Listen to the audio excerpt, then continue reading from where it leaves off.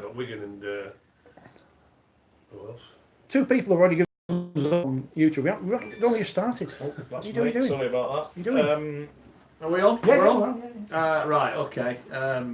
Let's get the serious bits out of the way first. Because we get stick for our opinions, we get poked at for what we say, we might say things that offend people, but I think what we should point out at this moment in time is Rugby League is only a game. And it is only a game. It doesn't matter who wins and who loses, if we're brutally honest. We like to talk about it, but our thoughts with everyone, family and friends, teammates of youngster Archie Bruce, made his debut. 20 years old, what a proud moment for him and his family. Gary, Phil and I are all parents, so I don't think any of us can comprehend what has happened over the weekend. So our thoughts with everyone involved. And just bear it in mind, you know, when you get stuck in on social media and whatever, it is only a game.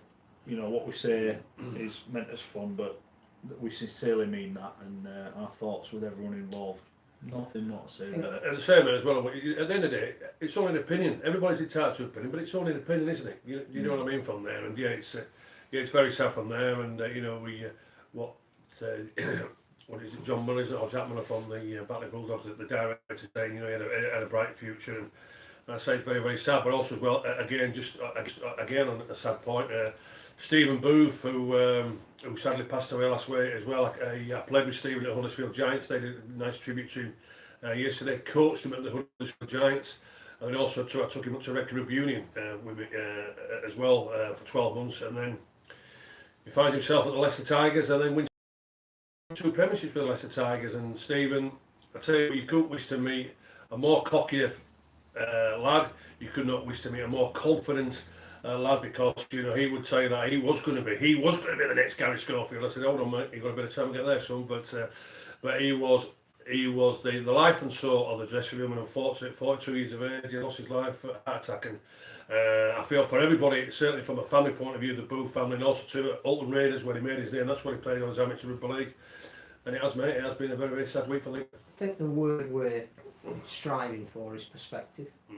I think that we've seen a growing incidence on social media for players, for referees, even for pundits, that there genuinely is a lack of respect out there. And it's only when tragedy happens that you need to step back from it all and just say, let's debate. We're all about debate, we're all about opinion, we're all about trying to be informed opinion. There's no place for insult. I think, you know, what happened on Saturday night, announced first thing Sunday morning, is for anybody that has this sport at heart, was just a complete and utter jolt. And that what we need to do is pay due respect to people like Archie by the tone of our debate. Let's disagree with each other by all means. We have ever since we started doing this. But let's do it respectfully. Correct. Yeah, absolutely. All right, our thoughts, as I said, with everyone involved, and I'm sure everyone at home is as well. I was at Hull KR yesterday, tremendous minute silence observed there, I'm sure it was the same across all the games. Right, let's see what happened this weekend. And well, Gary Schofield is the new king of Wakefield, because last week, Mr. Motivator, after a lengthy delay, Richard, Mr. Motivator was back. Would you care to tell us what happened? I mean, I've already passed on my regards on behalf of all Wakefield supporters to say thank you to the living legend that is Rugby League Hall of Famer, 49 international caps, 50, Gary Schofield, for his motivational speech last week saying Danny Bruce rubbish. Apparently, he said he should be dropped. The one thing I've never said he's rubbish. is break up that pouch. I was just paraphrasing. So that's what people hear, don't they? They hear what they want to hear. So Scotty said Danny Bruce should be dropped. Apparently, Danny Bruce heard this. I don't know how. I don't think he listens. He might be one of our thousands of subscribers on the podcast. Could be. He might listen on his way to training. You would be amazed by the people who do. He might listen on his way to training. You would be amazed by the people who do listen. Well, that anyone does. But I am told that Danny Bruce got wind of your comments on the Jungle Drums out at Dewsbury Way, and wasn't very happy. So stuck 2 things up to you by winning the game for Wakefield against Hull KR yesterday. I think we did say that it only took one great game by a player who was capable of winning a game on his own for Wakefield's season to be turned around, and he had to choose this week. Yeah, but whether it was pure coincidence that he happened to. Yeah, but also as well, by We'll all take the accounts, credit. I've done my own due diligence as well on the performance yesterday, and Well, hold on. he wasn't really the best player for me. I'm led to believe Jacob Miller was a massive. The other one you said should have been dropped. No, I said the balance. partnership Let me explain myself here. Let me explain myself, and then, I said the balance wasn't working. All right, just because one game where a very important game as well. And I'll tell you what, right, so to Mark on there, calling Huckis and Rovers bottlers. I tell you what, how true that was. But let me just work this out balance here. So does one game realistically make a season? Well, let me just Salvages a season. right. All right. It salvages, but also as well. Let's go back to the start of the season. Eh? Wasn't Danny Brough brought in, i.e., as the final piece, the final piece of the jigsaw? Hold on, as the final piece where Wakefield had been in the top 5 for the last 2 years, as the final piece to give him that push for Old Trafford. What a load of tosh! It's been an absolute disastrous season for Wakefield. But hold on as well. And what's quite interesting, I just want to go into the other sport as well.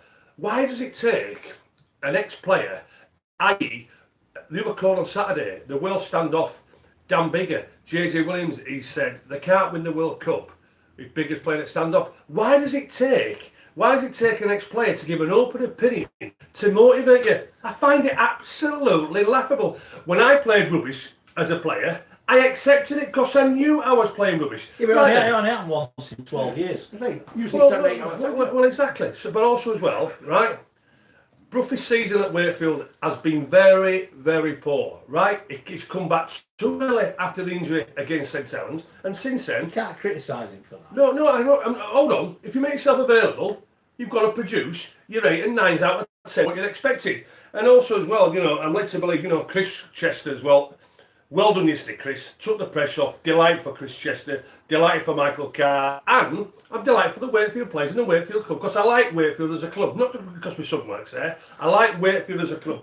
But also as well, let me just remind players. This is only the intro of the show. Yeah, but I just- yeah, but- you're going off on a bit of a tangent. No, but listen. If people having a pop at me for Not being, people. hold on, for being Chester. open and Danny honest, Brough. on being open and honest from what I'm seeing. Well, listen, I ain't going to lose any sleep over that. It's their problem, not mine. And just to finish on this a little bit, and as Chester said, Chester was also pleased to see half-back pairing Danny Brough and Jacob Miller rise to the occasion when Wakefield needed them most. Sorry. They've needed them for the first 26 bloody games, not just one game to start off. But and also as well, the Hearts have been getting a lot of criticism in the media and on social media, and certainly a few people up today. One thing for sure, I'm not sure about it, because one game doesn't make a summer. There you go. Before the game, after they lost the week before, Chris Chester said Wakefield need to win one game to be safe. They won that one game yesterday. Are we now saying that they're safe, or are we saying that because London won in Perpignan, that you now need 22 points to be safe and not 20? Is it alright if I do the intro to the show now? Oh, Are we sorry. alright with that? I thought 10 we minutes started. in? Well, we were just building up to it before you rather jumped in. We were just pointing out that Mr. Motivator was back, and I think we've had a few emails and a few checks sent in the post with a list of names if you can motivate them. Maybe Catalan's, Steve McNamara might have sent us a check. I don't know if he's got any sense, he will do. Right, the big thing that's come out the weekend, obviously by what we've already spoken about, London on Saturday night have changed the whole complex. This season is going down to the final game of the season. It's not, we're all going, oh, can London do this, can London do that? No, it's not that, it's will they do it now. It is in their own hands. They are alive and kicking. What a win for Danny Ward's men. The Dragons are a disgrace, Defa disgrace, Catalan disgrace, I reckon. Huddersfield, Scully, yesterday I was on the phone with the legend after the game, and he said he thought that Simon Wolford was a broken man. We're talking about the Giants, who failed to score at home for the second successive home game. Hull, Well, what Lee Radford said last week, what did he say? There was a fart in the room. Well, they stunk the place out on Saturday, didn't they? Bashed by the Salford Red Devils. And once again, all our Salford-loving public, there was never any doubt. No. Once we all said they were going to lose, they were going to win. Let's be fair. I've spoke to Ian Blease. I said, look, Ian, for a small fee, we'll tip you to lose for the next 3 years. We're not bothered. They are, in my opinion, going to be in the top 5. Brilliant for them. Big win for Wakefield. We'll talk about that. Huge win. Rolling back to the beginning of the year when they looked a really good team. It showed for me why we were all thinking they'd go well this season. Hull KR are in absolute disarray, and I'm not so sure Tony Smith knows what the answer is. He was shell-shocked when we spoke to him yesterday. Saints, even with half a team, battered Leeds. Leeds, well, they're back in crisis. They lose to London, mate. They could be still going down. Is it Agar out again? Because it was Agar in last week. Well, we're Agar in. Oh, no, we'll move on. Wigan added to the woes of the Warrington Wolves, who've got big injury problems ahead of the cup final. In the Championship, what an achievement. York City Knights. I never thought they'd get in the 5. I didn't think they'd go down. Who predicted the 5? You did predict the 5. We'll brush over that bit. But they beat I think they were 12-0 down early on, weren't they? They were. They've won it. Brilliant for them. York Featherstone have got 2 goals. They've actually got 2. They got a Batley, which obviously, given what's happened at Batley, could be a really tough game. And they finish at home to Toulouse. They need a win to guarantee their place in the top 5. So they're not home. Well, they need a point. Sheffield play Bradford this weekend. Next weekend when we're back after the cup. Losers out, season over. Playoffs start early for those 2. So well done to them. And well done in League One. Big wins. Whitehaven win again. Newcastle win again. Oldham win again.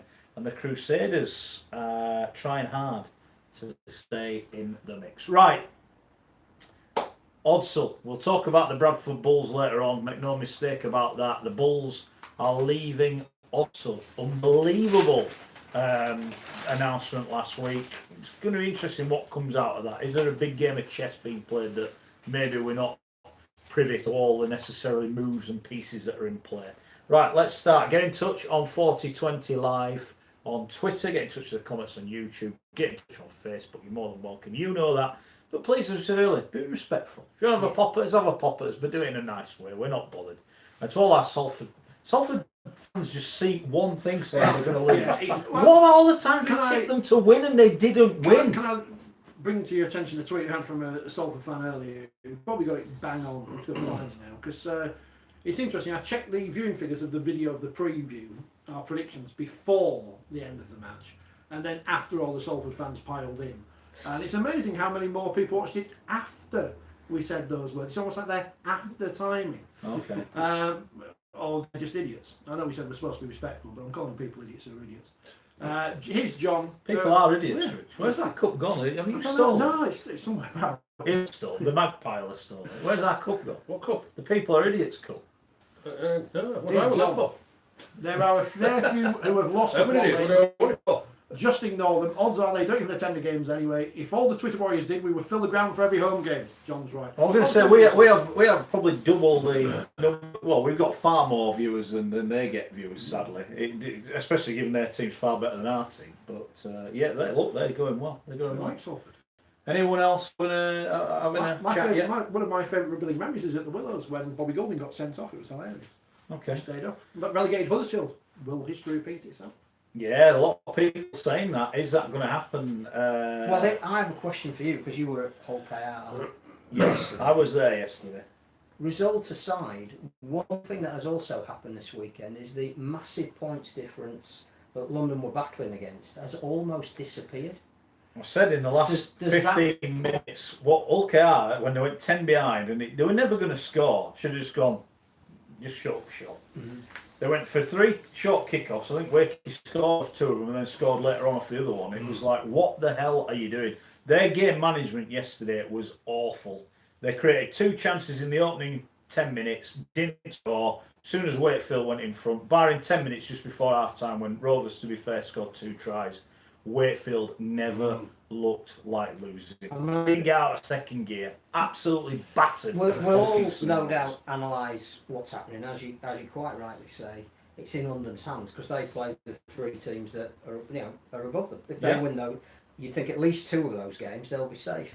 But the one thing we did say was that London always had to win an extra game because of their points difference. They still won't catch Huddersfield, Wakefield or Leeds because that gap in 3 games is too big. But it's only 18 points now between Hull KR and London. And the 2 will play each other in 2 rounds' time. That now has disappeared. Whoever is the favourite down, and you'll tell us no doubt about Huddersfield's lack of creativity. Hull KR's inability to ship those points, to prevent shipping those points late on, that could cost them. Well, do you know what as well, fellas? And the reason why I tipped Ilkes Rovers to win by 16, just because of Wakefield's form, 10 from 11 from there, but also, again, what I will say is Wakefield, make congratulations to performers, because when they wanted a performance from the big game players, went to the performance from the best players and the senior players, they got it. So yeah, well done to Wakefield. But I'm asking you, Mark, yesterday, because when I was at OKR a couple of weeks ago watching the Cass game, they showed that character. They showed that ball to not just get themselves back into them and get the level, but they got the golden point. No character yesterday from Ilkes Because Rovers. there was no pressure on them when they're playing Castle. I think when they play teams that are better than they like the underdog. Yeah. They like being the underdog. They'll come out and they'll have a goal. They'll raise the game. And they can't lose. I've watched them the last 2 home games against Huddersfield. You know, the week after they battered, and they Leeds. battered. Yeah, battered Leeds. Yeah. Yeah, exactly, this is what I'm saying. Came out and played with a freedom and expression At that home. they haven't shown. And a lot of people talk about the crowd. I said this to Rich. 8,000, great crowd. Yeah. They're as nervous as the players. They've been relegated. They don't want to be relegated. They don't want to go watch Batley or Dewsbury or Bradford. They don't want those games. They want to be playing Wigan at home and Leeds and Hull. And they were so nervous when they didn't take those chances earlier on. They started panicking. And you, what do you say about forwards? Run hard and straight. Hard and straight, Run with with a purpose. Yeah. The backs get the ball out. Run whatever. It's basic. And Wakefield just did everything right. And they just played a basic game plan. In the second half, Chris Chester, the stat sheet were near enough 100% everything. Yeah. Completed 98% kick. Completed kick. Going to give away 2 penalties at the whatever. They were brilliant. Absolutely brilliant. But for me, Hull KR yesterday, and I've never seen Tony Smith. When I started talking about it, we were on about the cricket. He was trying to deflect away from the game. They were so bad yesterday. They were so bad. The other thing is that they've lost Adam Quinlan. Yeah. And that didn't help because they put Alter full back and he was woeful yesterday. But the possibility is they've lost Quinlan for the rest of the Yeah, season. they have. Yeah. They don't really want to play Matt Parcell if they don't have to because he needs a shoulder operation. But they're going to have to call on him at this rate. No, I'm not so sure. I thought Atkin did all right, and I thought Jez Litton did all right. In fact, I think I saw a poll on the OKR Twitter feed that Litton got man of the match. It was only his sub. They were busy. They were going forward. The lack of creativity, and actually, I thought Danny Maguire played okay. The forwards, Mossy Masoi, what? He put one. The effort in the last 10 minutes when they knew the game gone and the temper started boiling up and they were starting to smash people, you think, why didn't you do that in the opening 20 minutes? I think we all said last week, your Rovers get in front early. Wakefield are mentally fragile, but they weren't at home. And I tell you what, if OKR don't beat Catalan in 2 weeks, I don't see they beat London at home. I think the weight of expectation is crushing them. But also, I mentioned that character there because OKR was just before half time, got themselves back into the game at 14-10. So what, the second half they just turned it into? Well, to be fair, Wakey played it a huge win in the first half. A huge win. I mean, Bruffy kicked one from the touchline, was an unbelievable kick, and then he kicked a 40-20 into the win. Now, bear in mind, when they were getting penalties, they were tapping. He wouldn't kick for touch. It was that windy. Yeah. And he kicked a 40-20. They got it for 14-10. OKR had 10 minutes just before the break. And another 5 minutes at the end of that, they might have scored again, and that might have changed it. But second half, win behind, what do Wakey do? Complete a good set, boot it into the 10. Bring the ball out, complete set, do it again. They dropped it, Wakey score again, 10 points in front, and literally it was complete and kick. And that's, I think, OKR, if you look at their stats, would have got the ball in their own 20 for about 10 sets in a row, and they couldn't get out because they didn't have the beef to get out. And you look, Tangata, Big physical. I thought Tanganoa was good. Kopchak was good yesterday. They just ran. So The forwards ran with a purpose. in terms of recruitment, because we've spoken a fair bit about the business that teams at the bottom have done to try and get them out of it. Escaré sounded like he had a fantastic game. And this is where I think we need to pay a bit of credit to Chris Chester, because I reckon putting a new fullback in is a bit of a gamble. Yeah. Where do they run? How do you attack? Does it affect your attack? He's quick. He was running in at first receiver like a prop forward. He was carting it up, but you know, he's trying to get to the edge. He was getting to the edge. He was breaking tackles. If you've seen the highlights, he made 3 breaks. Really should have scored 3 tries or put 3 tries on a plate, and maybe he hasn't played a lot, and that'll come. You know, you do that for another month, he'll score tries. I think that's people were criticising Chester last week for not playing Escaré at fullback, but it made sense to me. If he's coming into the side and learning how things work, stick him out on the wing, and then the week after put him in his natural. And clearly there were still things that didn't work with fullback, but he just offered him that bit of spark, and he was brave, ball in hand, brave, ran it, did well. Miller was good on the back of it. I thought Carwood was excellent yesterday. Had a really good, really busy game. But also to one of the tries, again, that's the question regarding the character and the purpose and infuse that OKR. When I saw the highlights this morning of Hampstead's try, he just kicked it over, and I thought, well, hold on, where's any OKR play? So I guess from a point of view, a little bit lethargic. There wasn't really. Well, they'd given in at that point. Oh, so that was late on. That was pretty late on. It was like the last 2 minutes. All right, okay. I thought that was early on in the second half. Well, I'll tell you what then. What we're trying to say then, Mark, is Hull Rovers, are they better off playing away from home because of the pressure and playing at home there with a massive crowd? I agree. I think they are. So there's a chance they could go to Catalan next round, and with no pressure on them, win that game. Yeah, I'm gonna make a statement now, right? I'm gonna make a statement now. I don't think they will beat London at home. I think London will look at that. Any coach should look at that before. Even Tony Smith couldn't. He couldn't comprehend. He was trying to compute it. He couldn't compute. It was that bad. You know, is any positive? There are no positive. The only positive is he only conceded 38 because it could have been a few more. They were shocking, and the people around. I feel so sorry for the fans there who stuck by that club. And I think it was Sam tweeted in earlier. And look, we talk a lot about recruitment on this show, right? And let's be fair, we've got stuck in Huddersfield, and they are sinking like a stone. They are sinking like a stone, right?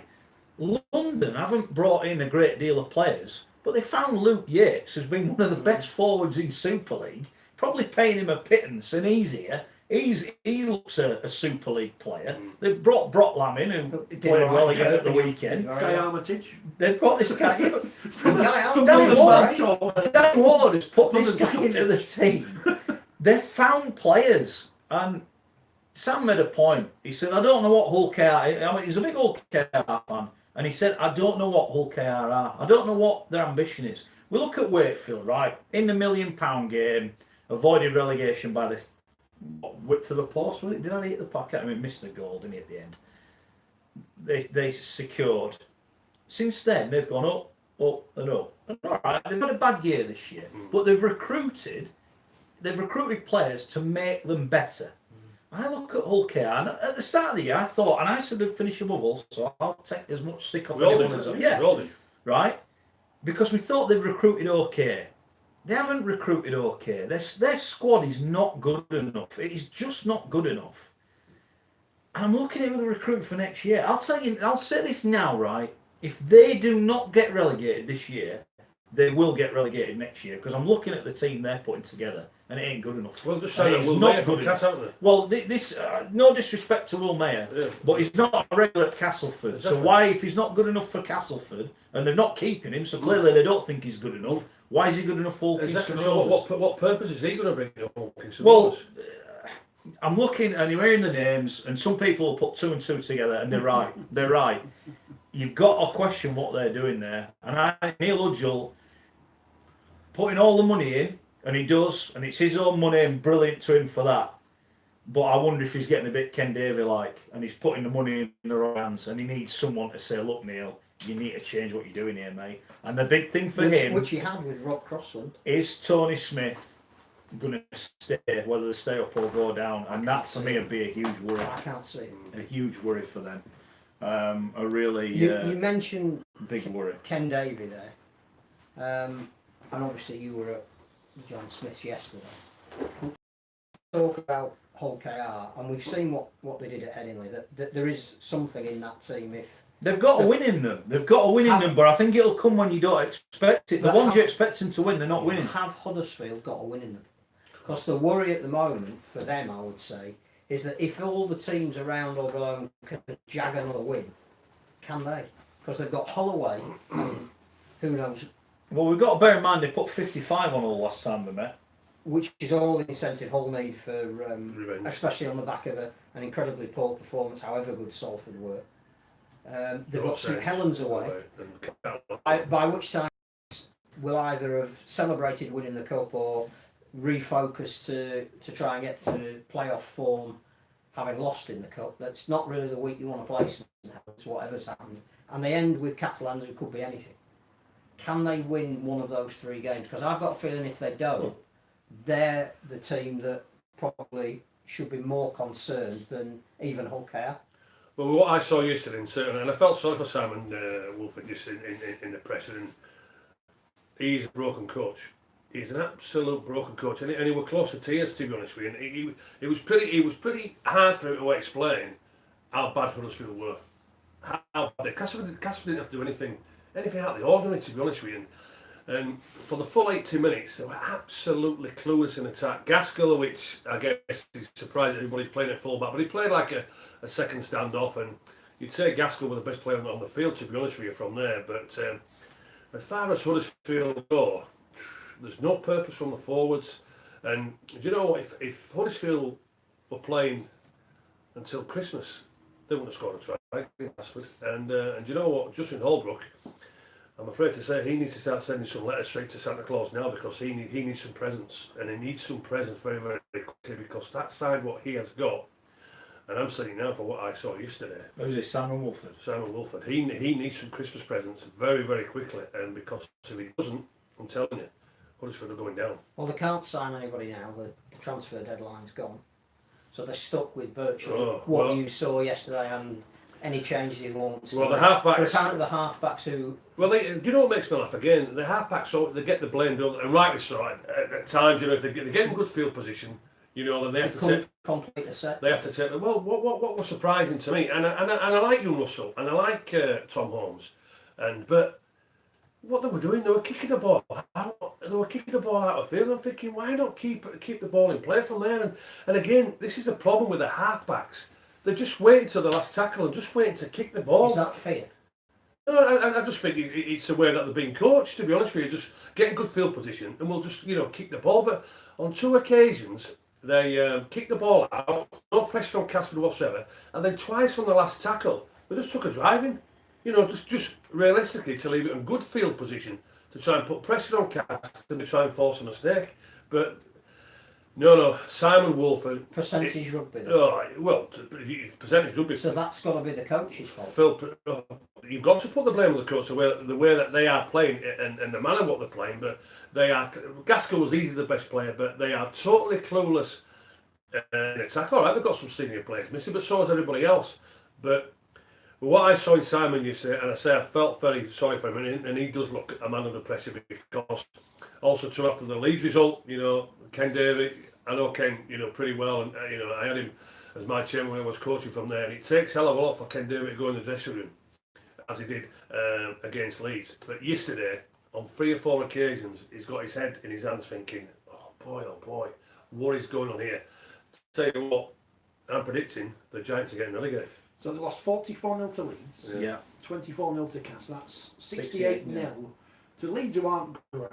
No. And Cass, who haven't been great this I mean, Castleford were nowhere near what the scoreline suggests from there, and they're ticking along, and I say they're in 6th spot from there. But I tell you, the Giants, they are going nowhere, absolutely going nowhere. I can't remember if you mentioned it last week on Twitter. We quoted somebody else mentioning it about the changing from the 8s.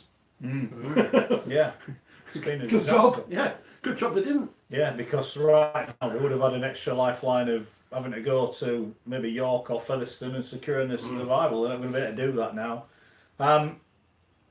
We said Leeds was safe last week. but they're not safe anymore. No, because and London Wakefield are not safe now because London won. Because every time London win, the bar goes up. But as you've mentioned, for Leeds minus 34 points, maybe even for Wakefield minus 109, unless London, Hull KR and Huddersfield win 2 games, they might have enough points on the board already. And of course, all those teams play each other at the bottom, which means they can't all win 2 games. So, but I think what we know is that there's going to be a pivotal game every week for the final 3 rounds. The first pivotal game is London and Leeds. Yeah.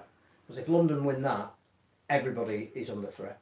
All of those 5 could still go down. If Leeds win, Leeds are safe, and the task is that much harder for London. The following week, you've got Hull KR. Well, to be fair, you say that. The task, they'd still need 1 win, assuming that Hull KR and Huddersfield don't win. But then you've got Hull KR in London. If Hull KR were to win that, the permutations change every week. They do. And then the final one, obviously, if Wakefield have lost their 2 games leading up to the last round, could be Wakefield and London. And if London have won a game in that interim and Wakefield haven't, that becomes possibly even a winner takes or winner saves all, because it won't come down to points difference. If they're both starting on 20, we were saying, if London go into the last couple of games, there's still a couple of points behind. That points difference will count against it. It's not going to anymore. Do they have a helicopter? With 1.7 million check-in, and they'll take it where, and then they'll just go. Sorry, lads. So let's work. So the next two games for London are Leeds and Hull. Leeds at home, Hull KR away. Possible maybe. And then Wakefield away. So so let's have a look at the next two games. Wakefield have got who over the next two games? Wigan and Warrington. Wigan at home, Warrington away. I'm going to make a prediction now. Wakefield will beat Wigan in 2 weeks. At home, I think they'll beat them. Pressure's off. Pressure's off. They'll beat them. They showed yesterday, right? No matter how bad Hull KR showed. Excuse me. They showed yesterday, right? No matter how bad the Hull KR were, they showed glimpses of why we all thought they'd be in the top 5.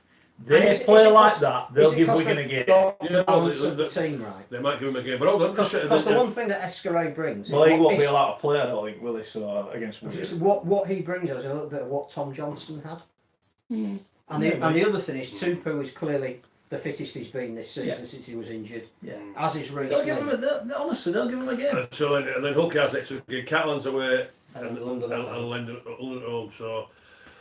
And then the last game of the season, well, it's all going to be up in there, isn't it? It's all going to be up in there, the last game of the season. Look that far ahead, because something might happen in 2 weeks' time. That's what I'm saying, the 2 games before the last game, this is what I'm saying here, with the fixtures. Yeah. London could win the 2 games, they could be safe. Exactly, they could be safe, this is what I'm saying. You know, they could have lost both and need to win. With the fixtures of Hull KR and It could quite easily be a shootout between Hull KR and Huddersfield. As to our friend Alex, who I haven't met yet, but I said I hope I'll meet him at the Wakefield game on the 15th of September. We're all having a party. Having a big party on the pitch.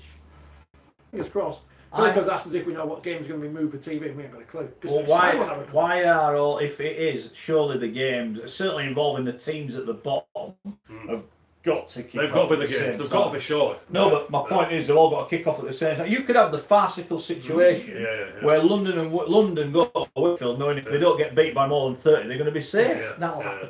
If you know, and that's how it could happen, because Huddersfield and Catalans play on Friday night. As it stands, Leeds home are Warren Friday night. Probably not going to be involved by then, but Salford, okay, are you going to get the old, we'll have a head injury assessment, it takes 10 minutes to get up, so we know, playing the last 10 minutes, where we've got to go. The RFL have got to be smart about this, they've got to play it right. And so Sky, because if they play it right, they've got more cameras at 2 or 3 grounds and a split screen, that's proper television. Neil at says, a time when the television is. Escaré can play against Wigan. Oh, my apologies, I didn't know that. Chris Green, who couldn't play against right, okay, I apologise. Oh, well, in that case, I'm definitely back. Sorry, I forgot the other side of the ball there, Huddersfield. Their next 2 games, it's Hull away and Saints away. Oh boy, they don't get evicted them 2 there. Pressure massively on the Giants. Yeah, I'll tell you, the Giants are getting relegated. Sky have picked their games for the next round. They didn't pick the Leeds London game because they thought Leeds was safe and they didn't think it was. But they haven't picked the games yet for the following 2 rounds. Wow, it's getting nervy at the bottom. Let us know who you think. I think it's great. Brilliant. Because, and to be fair as well, you look at everyone's been more not at the top. You look at the top now. There's 2 points separate second to this. Absolutely. So, So someone's for going the to top lose. five. You know, correct. it sounds bizarre. Well, Wigan actually- did lose at Wigan. It might be out. 4 points second to seventh, and however bad the Dragons are playing at the moment, there is a chance that Warrington in second might not make the five. Correct. There is, but Catalans, in fairness, their points difference and Hull. And That'll just, go the up, way, doesn't just it? the way they're playing. Yeah. What Hull KR Yeah. fans will be praying, right, and I mean this, in the next 2 weeks is that Steve McNamara don't get sacked. We're going to talk about that in the Dragons, because I'm not having that they're playing for him. They have down tools. Right. I have never seen. I'm defending McNamara on this one. I'm defending. I have I don't never think you can. seen. I'm not saying he's doing anything wrong, Gary. I'm saying they're not playing for him. The- They are not playing. You cannot excuse that performance. Oh, you no, two, I'm you not three excusing came it. and said last week at Leeds or the other Yeah. week at Leeds they were awful. I'm Well, they not weren't any excusing better on Saturday. No, they man. were. I'm not excusing it. I can reassure you. No, Well, I'm they're- looking at them, I'm sure. representing players. There Don't worry seems about to be a real culture clash about the way they play, and I think that's partly down to Steve McNamara. that. About the way they play, what they're doing, playing It's, like it's, playing like neither, what? it's neither the French style that the players that are indigenous want to play, and it's a kind of almost a restricted percentage play that you buy people like Greg Bird and Matty Smith for, and it's not working. I'll tell you what, with the disgrace of that jersey, we'll talk about them later. I guess. All right. The disgrace of the jersey. Go on, sorry, Rich. You were going to do some Andy, a Warrington fan, pointing out the ridiculousness that Warrington are playing on Thursday Yeah. after playing at Wembley, which you pointed out as well, I think. On Yeah. Well, we said the same about Hull, didn't we? After Yeah. the semi-final.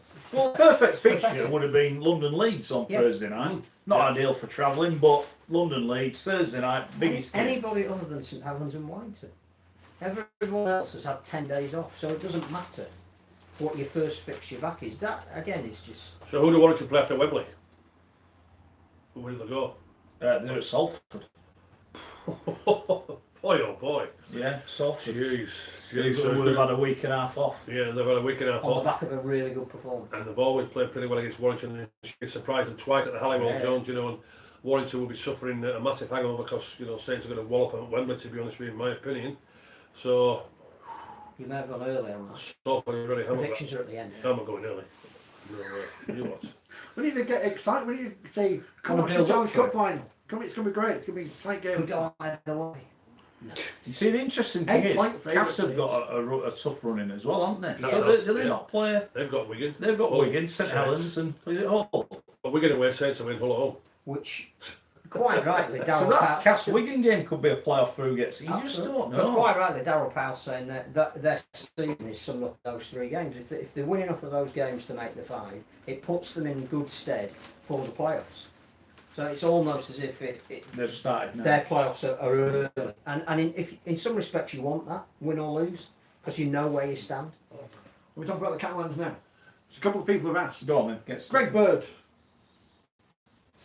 Was he sent off for dissent or has he been for dissent? the Tom Daly of Rugby League. Well, the interesting thing about watching the commentary, and you know, a lot of people are very quick to criticise commentary and analysts and style, and I get that, but I must take my hat off to Barry McDermott, because he called out Greg Bird during that game for a penalty that Bird won, which isn't the first time in recent weeks, where when he feels his leg being lifted, he does a forward roll, and to the referee that looks like he's been tipped above the perpendicular. But it's all, I mean, I hadn't really cottoned on to that, but the more they replayed it, the more you think the intent is not from the tackler to raise his leg, it's the tackle to make it look worse than it is. Now, I've not heard an analyst call that out. We are, you know, quite rightly, normally hold back from stuff like that, but Barry was absolutely, the minute it happened, said the same thing had happened at Leeds at the end of the first half. He done it to Conrad Hurrell. On both occasions his opponent's been sin-binned because the referee has to treat that as a dangerous tackle. That's the kind of player that is playing for your club. That's why your club isn't playing very well at the moment. I think it's absolutely, it doesn't sit with this Gallic flair that French teams have not always won. They've often thrown the ball around to the extent that they look like they've never seen the ball before. But the one thing they do is they like to promote the ball. The number of times that the Dragons on the 4th or 5th tackle will just stood around. Yeah. It was very un-French-like. There is a massive culture clash there. They clearly, the group that is French, do not want to play 5 drives and a kick. Steve McNamara is very much into his stats. possessional rugby, a bit like you were saying Simon Wolford is coaching Huddersfield at the moment. Get down to the right end of the field and then think about how you're going to play. Tony Gigot don't want to play that way. You know, Jason Battieri and the French guys who like to offload, Goudemond when he was in the team, that they've got a natural offload in them. It's almost like don't do it unless you're in the right part of the field. They just want to do it. There is a real culture clash in the way that they're playing. Well, Cassiano seems to be able to pass the ball whenever he wants on the field, to be honest with you, from there, so I'm not so sure that might be the right philosophy. But when you mentioned Greg Byrne, even Guijo as well. We all know what happened a couple of weeks ago from there, and you know, it's a bit of a lazy arm, you know, for the London play, but there was nothing malice in the high tackle. And then Guijo goes in there looking at the start fight. I'm thinking, what the hell are you doing here? There's nothing in that tackle whatsoever. And then for Greg Byrne to get, was it single? Did he get second? Or was it Simbi? You know, for what he did, and you know, and again, what happened 2 weeks ago, and it's as if he couldn't care less, you know. And when I saw that performance on Saturday, listen, if them players don't want to play for McNamara, that's fair enough. Nothing to do. Well, all right, if they're there, but you can't excuse the last two. You can't excuse them. I don't think the French players do. Right, but well, I'm going to stick up for McNamara. I'm going to stick up for his coaching staff, i.e. because being an ex-player myself, and I'll tell you, as you know, with Doug Lawman, there's other coaches I didn't like, and other coaches, you know, I'll name them, you know, Darryl Vanderbilt. I hated playing for him. I hated playing for Steve Ferris, you know, and but it never stopped me performing for the club what I played for. It never stopped me putting that jersey, performing how I did for Leeds. Never stopped me when Vanderbilt and Ferris were in charge at Huddersfield. These players here now have to take responsibility as individuals, more important as individuals, what they are how they are playing, because their attitude stinks. But what if the game plan's wrong? What if the coach is going out and telling them to play a certain way? Phil. You didn't. No, but Phil, I had coaches, right, who told me you can't do this and you can't do that. Once I got on that field, I couldn't give a toss about what the coach said, because most professionals will do what the coach tells them because they need to get picked the following week. Listen, if I listened to what the coach told me what to do, I wouldn't have been the player what I was. Right. Do you know what I'm saying? You're the exception, not the rule. This is why I love David Ward, I love Mal Reilly, I love Frank Stanton, I love Darth Bunton, because they let me play what I saw without visited awareness. But most players won't. But what I'm saying is here now, these Catalan players, and as a team collectively, their enthusiasm, their desire, their professionalism is absolutely diabolical for a professional sportsman. And I'm just looking at Steve McNamara, what he's saying here from my point of view. And yeah, all right, Mark, I'll agree. The players don't want to play for him. If that's the case, I'm afraid to say. I just can't see how they can be that bad again. Right. But also as well, for him saying here, we had a horrible down, we keep the ball out on the foot, but something happens in games. But for us not to respond to that, despite what the Fergie said, but there just seems to be no connection whatsoever in our group today. Well, let me just tell you this then.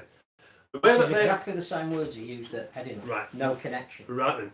So, with what I'm seeing with the Catalan Dragons, and I've said it many, many times, how you train is how you play, and how you play is how you train. For me, they are not giving the coach, them players, and the individuals of the team collectively, them players are not giving the coaching staff any respect, and they're not giving that club and the directors any respect, and not giving no supporters the respect what they deserve, because quite simply that performance at home, take nothing away from London, but all London did was just play smart, basic rugby league. Took the two chances. Took the chances when they came along, tackled and scrambled when they had to do there. But them Catalan players have to say, I'm not blaming Steve McNamara for that performance or his coaching staff on Saturday for that performance. Yeah, but he defended him at Leeds. Well, was it Gary Catt? We had it on the Forty20 video. And he went, well, no one criticising them when they won last week. They're criticising them now, he can't defend it again. He can't defend it again. I totally agree. Well, what's going to happen now then? It's quite simple. Steve McNamara's going to get the sack. Them players are going to get Steve McNamara at the sack. I guarantee you, right, if he got out now, before the next game, they'd thrash here. I just think their recruitment has killed their season. Why on earth they signed Matty Smith? And this is not against Matty Smith, but they had Sam Tompkins, they've got Guijo, two of the better fullbacks in the competition. Why do you need two good fullbacks? If one of them's not going to play at fullback, he's going to play it out. So why do you need Matty Smith? But the other thing is their best fullback might actually be David Mead. Yeah, exactly. Who isn't getting it's any almost ball like they've at got all. too many players in the right areas and not enough in the wrong areas. I also think that, again, hindsight is a fantastic thing, but do we think that winning the Challenge Cup papered over these divisions within the Dragons team? Well, I'm looking at They Catalan. deserve to When win they it, went there's on no that question run, about that. and remember, some of us did tip them to beat Saints in the semi-final. On that run, that 2 months, that mid-season, they were brilliant. Drinkwater was playing great. Yeah. Kenny Edwards was like a beast off the bench. I've not Absolutely. seen that Kenny Edwards. It's like a different Kenny Edwards this Well, do you year. know what, Kenny Edwards, the way he played on Saturday, right? You would have thought the try lines were on the sidelines because all he would run across the field. there were 3 teams out there on Saturday. Run across the field. That's There all was he did. London, there was Yeah. Catalan, and there was Kenny Edwards. So he clearly wasn't playing with his teammates. Yeah. He looked for the ball a lot, but whenever he got it or wanted to do something with it, his teammates were sort of going, "I have no idea what's happening here." Because when you look at that Dragon team from there, and as you mentioned, like with the Challenge Cup, but also as well, I'm talking about on a consistent basis, week in and week out. And when you look at that squad from there and the names of it, they're all internationals. Whoever they play from, whichever part of the world they come from, they should be performing week in and week out as individuals better. But it's all about attitude, what they're showing. They're just not showing the right attitude. Let's have a look then at some of their Players, results yeah, this year. yeah. Like 46-0 at home at Salford. Salford have been brilliant this year. Yeah. And if Salford had won that game 32-20, everyone had gone brilliant. Salford, what a performance. To lose 46-0 at home, Yeah. we've just bagged Huddersfield for losing 44-0 at home to think. So they lost that one. They went defence of the Challenge Cup, conceded 40-odd points in the second half and got steamrolled. Didn't want anything to do with it. And we all said that'll be close because they'll have that pride of wanting to retain their trophy. They've lost twice at home to London. Yeah. Is it because they think, we'll turn up, we'll beat this lot, they're rubbish? Well, clearly they're not rubbish and they've been beaten twice. They turned up and put that showing in at Leeds last week, down to 12-men Leeds, still scored 20-odd, 30-odd points unanswered. Yeah. And then they turned that in again this week. I'm not... we've mentioned Hull, right? We saw 4 out of 10 or 8 out of 10. I think Catalan's a 2 out of 10 or 9 out of 10. This is a team that beat St. Helens, first beat St. Helens, beat Warrington at home. When they want to, they play. So why are they not playing now? Which is the Gallic way. I don't think you can impose structure on them. And if there is any hint of blame on Steve McNamara, I just think they're playing the wrong style of rugby for the players that he's got. And I think the crowd as well don't take to the fact that they'll kick for touch. That's not the French way of doing things. It got to the 5th tackle on a number of occasions where instead of the line being used and the overlap trying to be created, it's give it to the bloke nearest and hope that he'll come up with something. And he's standing still with the ball. That's not the way they play. That's not the rugby that the fans in the south of France want to watch. Well, I tell you what, just to sum them players up, I tell you what, whatever James Malone is thinking, coming over. But is he the right sign? With that sort of, well, again, it was like, the sign Martin Smith and Martin Smith said, I'm bringing a winning mental attitude. I thought, right. Because I don't think Red Bird's been a great sign. No. Particularly on a 5-year deal. I think not. that's undermined quite a lot of the French players that were there. So if you come on a 5-year deal, you've got to be Steve Menzies. Yeah, but also, And he hasn't been. But also as well, when you look at a lot of these journeymen who are in Super League, certainly the Catalan Dragon squad, it doesn't matter to them if they play good, bad or indifferent, or absolutely pathetic like they have done the last 2 games. They're not going to get dropped. They're not going to get dropped. And these Catalan players now, I'll tell you what these Catalan players are doing. They're smoking the King Edwards. They've got the Factor 6 ready because they couldn't care less. They couldn't care less about the rest of the season. They can't care less about the coach, can't care less about the chairman, and they don't care less about the supporters. They've got the King Edwards out, lovely jubbly. We're happy we can't get relegated. And Steve McNamara says they've got the Factor 6 on.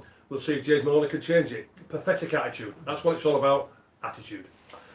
Paul says we should be praising London a bit more. I tweeted after I don't the think we've game. even spoken about London. no. We're just talking about the Catalan. It's like I tweeted after the game on Saturday. You take nothing away from London at all. Absolutely. They've defended Brilliantly. But Catalans were utterly dreadful. And If made you some get in a basic scrap, errors, if 7-year-olds London wouldn't get they? you in a scrap, they come out, they generally win. Yeah. They generally win. And that, credit to them. But I'm looking at the chat, let's be fair. And even I think if you're Danny Ward, they got busted open a few times. Oh. And don't get me wrong, and we mentioned this against OKR, everyone ran back because they're all in it together. They're all run back and they get back and tackle. Absolutely. But a better team, a team playing well, I'll would tell, have taken that. I'll tell you what, I'm just looking at Eddie Batty here. I watched Eddie Batty purposely on Saturday. And I'd say people might say about his size and all this sort of, but I tell you what, Eddie Batty will just put his body where it shouldn't go, and he just gets there. And I watched him scramble back, and he gets back and he, all right, I've got to do something else here. He's absolutely sensational. When you talk about an attitude that's I'm gonna die not just for my teammates but also to my coach from there. And I know my teammate next to me. I know these players. We're all in the trenches together. And that's exactly what London have got. Which is exactly what Catalan haven't. They're all individuals.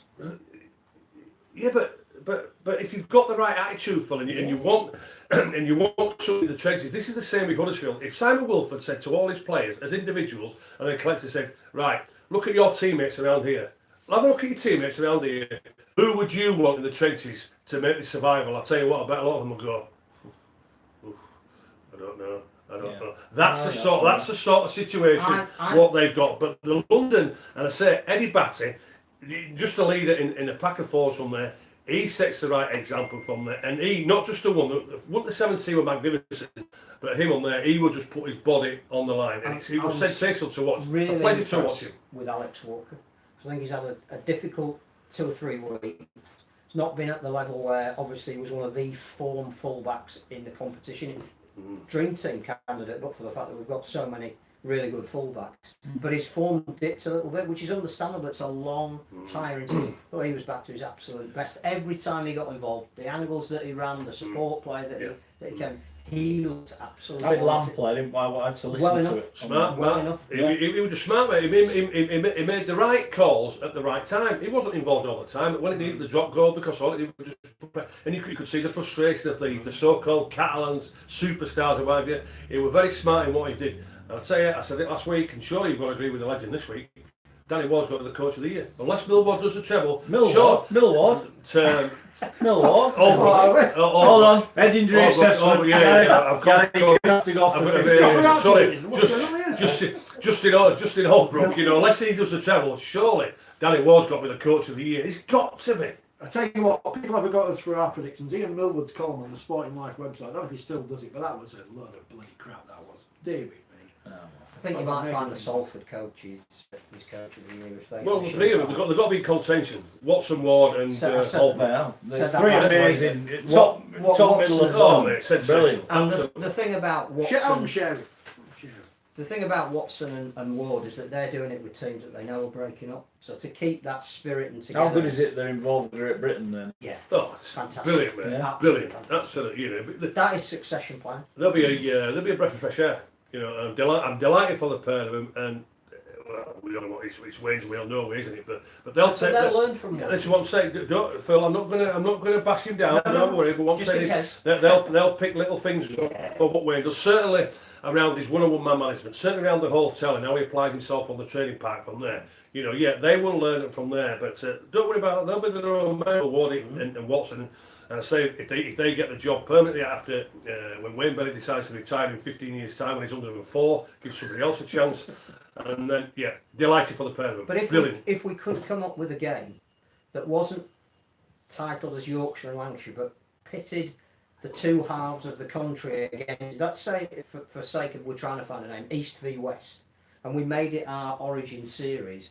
And Ward was the coach of one and Watson was the coach of the other. Then not only have you got the players going at it to prove themselves, how good would that be for the coaches? I tell you what as well, talking about Danny Ward, and I'm not going to upset you London fans of sports, but I tell you what, the coaching team at Leeds, Danny Ward and Rich Yeager, make it happen please. Kevin, make it happen. I tell you what, not just the Legends will be delighted, I would imagine plenty of thousands of Leeds fans will be delighted as well. Ward and Yeager, coaches at Leeds, brilliant. Did you not...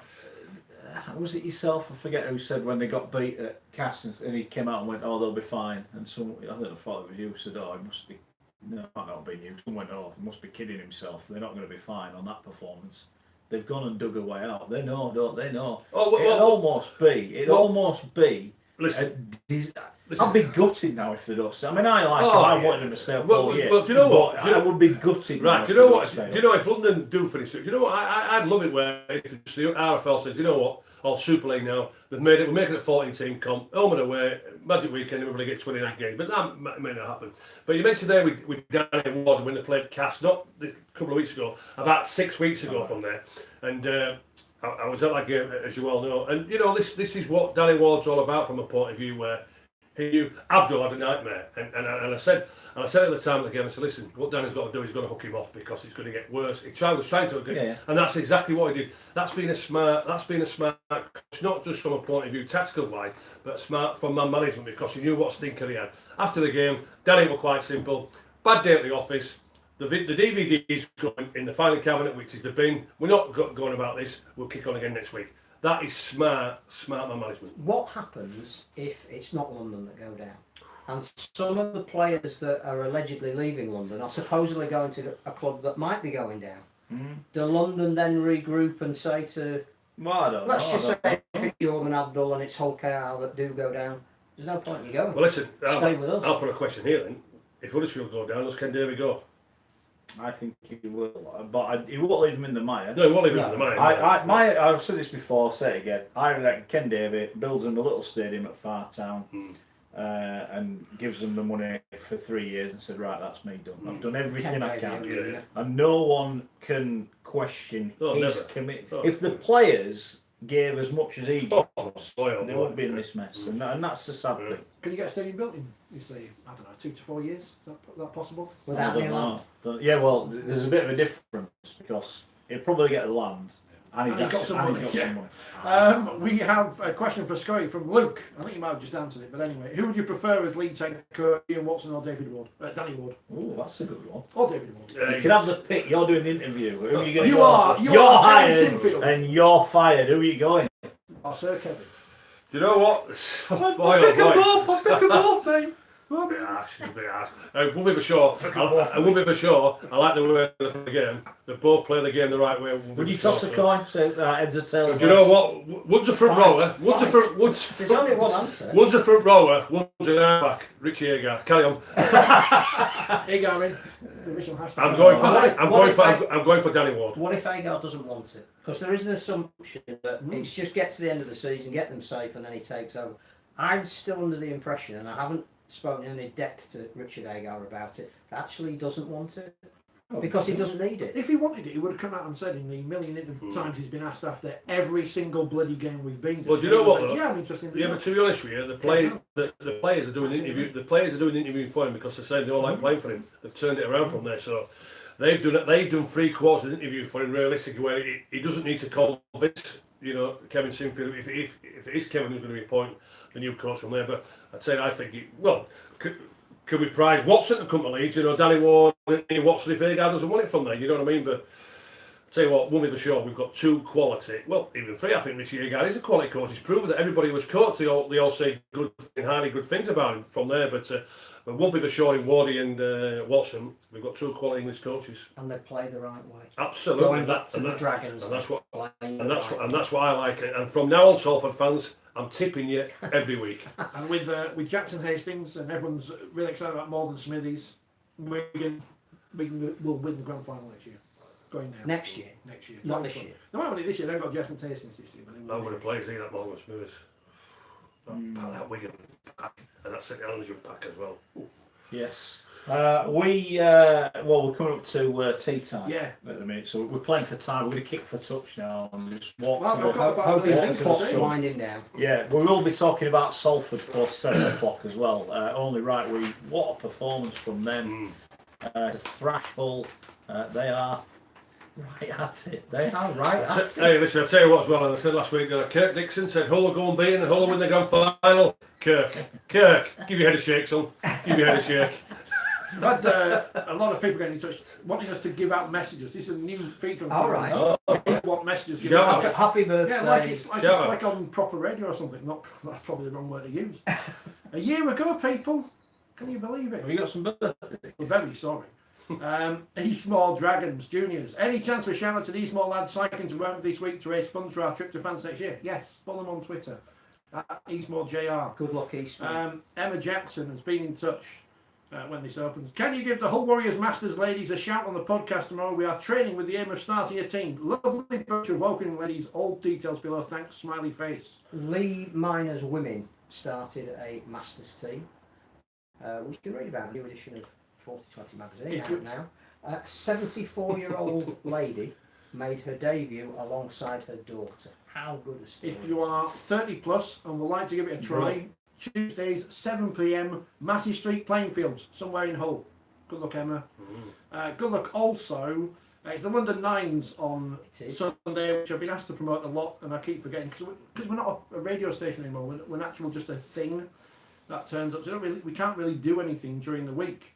But I hope everyone who goes to London this week enjoys it. Obviously, there's the Friday Night Lights, the London Scholars Hunslet on Friday night. There's obviously the Armed Forces stuff as well, which I know Scully's involved with, and the ceremony at the Cenotaph on Friday morning, which I know the RFL have invited people to go down to. We need to wish. Oh, I'm at the dinner Friday night.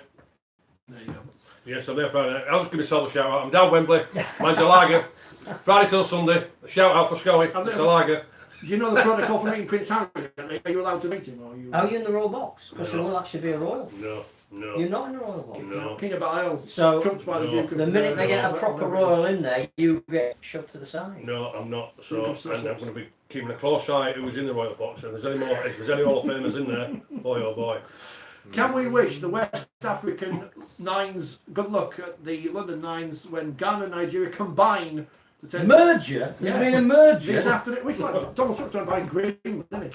I've seen the Ghana shirt that's just been designed for the Middle East Africa Championships. That looks great. A squad of players overwhelmingly born in Africa. Is that expansion working? We've got the Pyongyang chat. We're still trying to buy a franchise. We're not the We are nearer though. I know. We're nearer than Ottawa. Are we nearer than Valencia though? I've been on to a Kim Jong-un, and he's very interested in buying a big hole in the floor in Bradford. I don't know what he's going to put in there though, that's the concern. Seemed a good idea at the time. Women's Rugby League update now, but read the sign. 656 people, Oh, including... party rings. Oh, Wow. See, it's a year. Party ring. Oh, well, cakes. Next year's the official year. This is like a year of leaving, but without telling you. The midnight flick, my dartboard's still there. 656 people, including Phil Kaplan, were there as the Castlewood Tigers got revenge for losing in the Challenge Cup final. That's the line. I'm not sure. It was a fantastic game. I watched bits of it on YouTube. 36-26, very entertaining. Lots Cannot of tries. speak highly of the way Women's Rugby League is going at the elite level. I haven't seen anything much below the top 4 teams, but at that level, when they're playing each other, it is as good as anything you'll be seeing this weekend. That was I don't know which one of her tries it was, but Rhiannon Marshall, they can't stop her. Rhiannon Marshall, they can't stop her. unbelievable. That was a good game.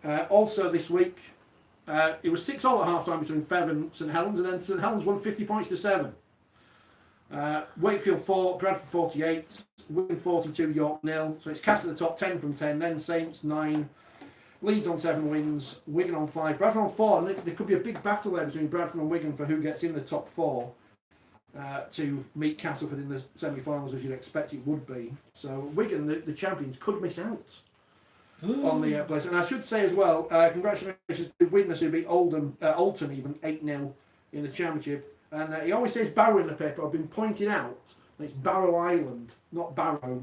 Nothing to do with actual Barrow. Barrow Island, who beat Lee Miners Rangers 16-14 on Saturday as well. So on Sunday rather. So well done to them. And as we see now, Hull FC, Huddersfield had teams in the championship this weekend. Warrington are top of the table in that one. Big win for Hull KR against Rochdale. The big clubs taking up, and then you look and say some clubs haven't got teams who are in Super League, so there you go. Which I think is only solved for the minute, isn't it? So this last week didn't know. It's been moved to St Helens on a Friday night, which people have been upset about, but if you understand the reasoning why, because of the England team flying out, I think on the Sunday when it was going to be at Headingley, my understanding is it couldn't be at Headingley on the Friday because of it's double booked. I think there's some kind of exhibition of rugby union there. I don't know. I don't hear an exhibition.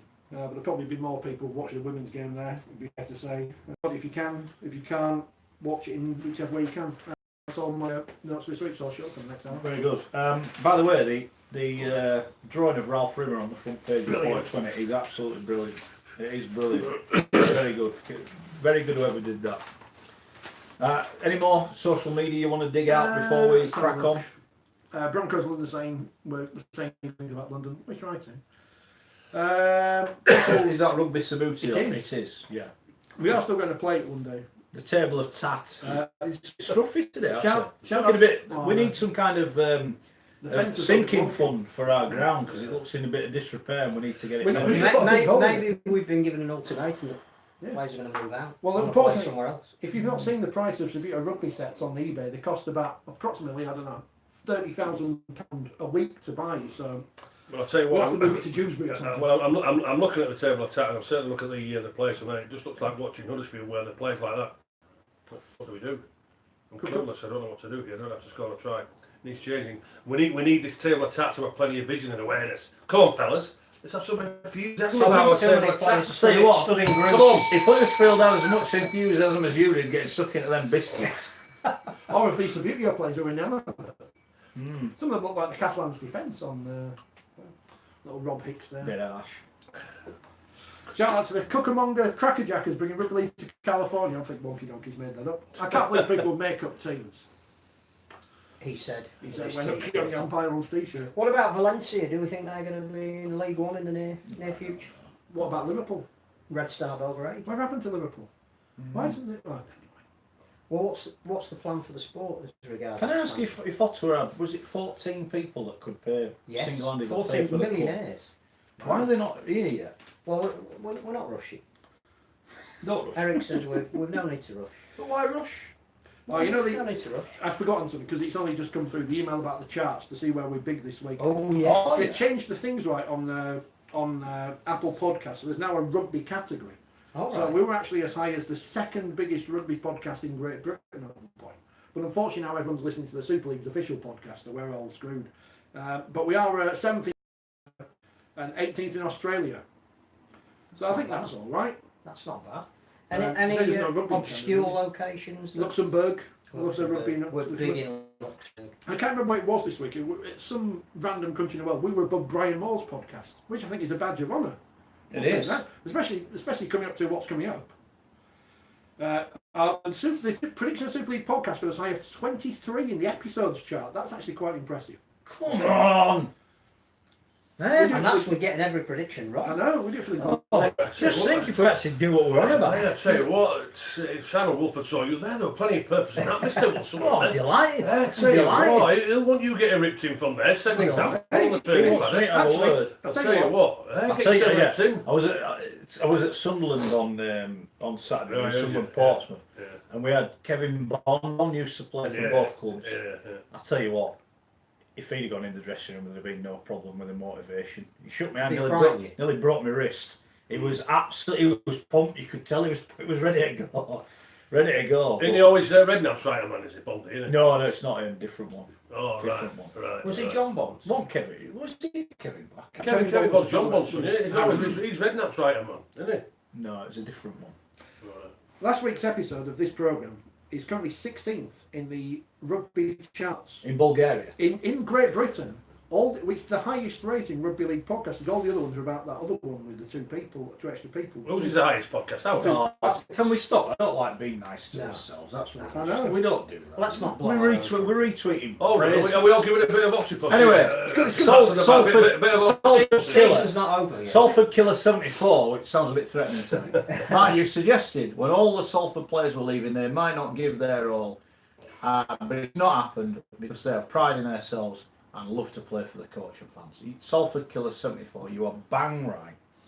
I just wondered, as a player, when you're doing really well and then you find out that things are being undone underneath you, and I think sometimes it can be demotivating.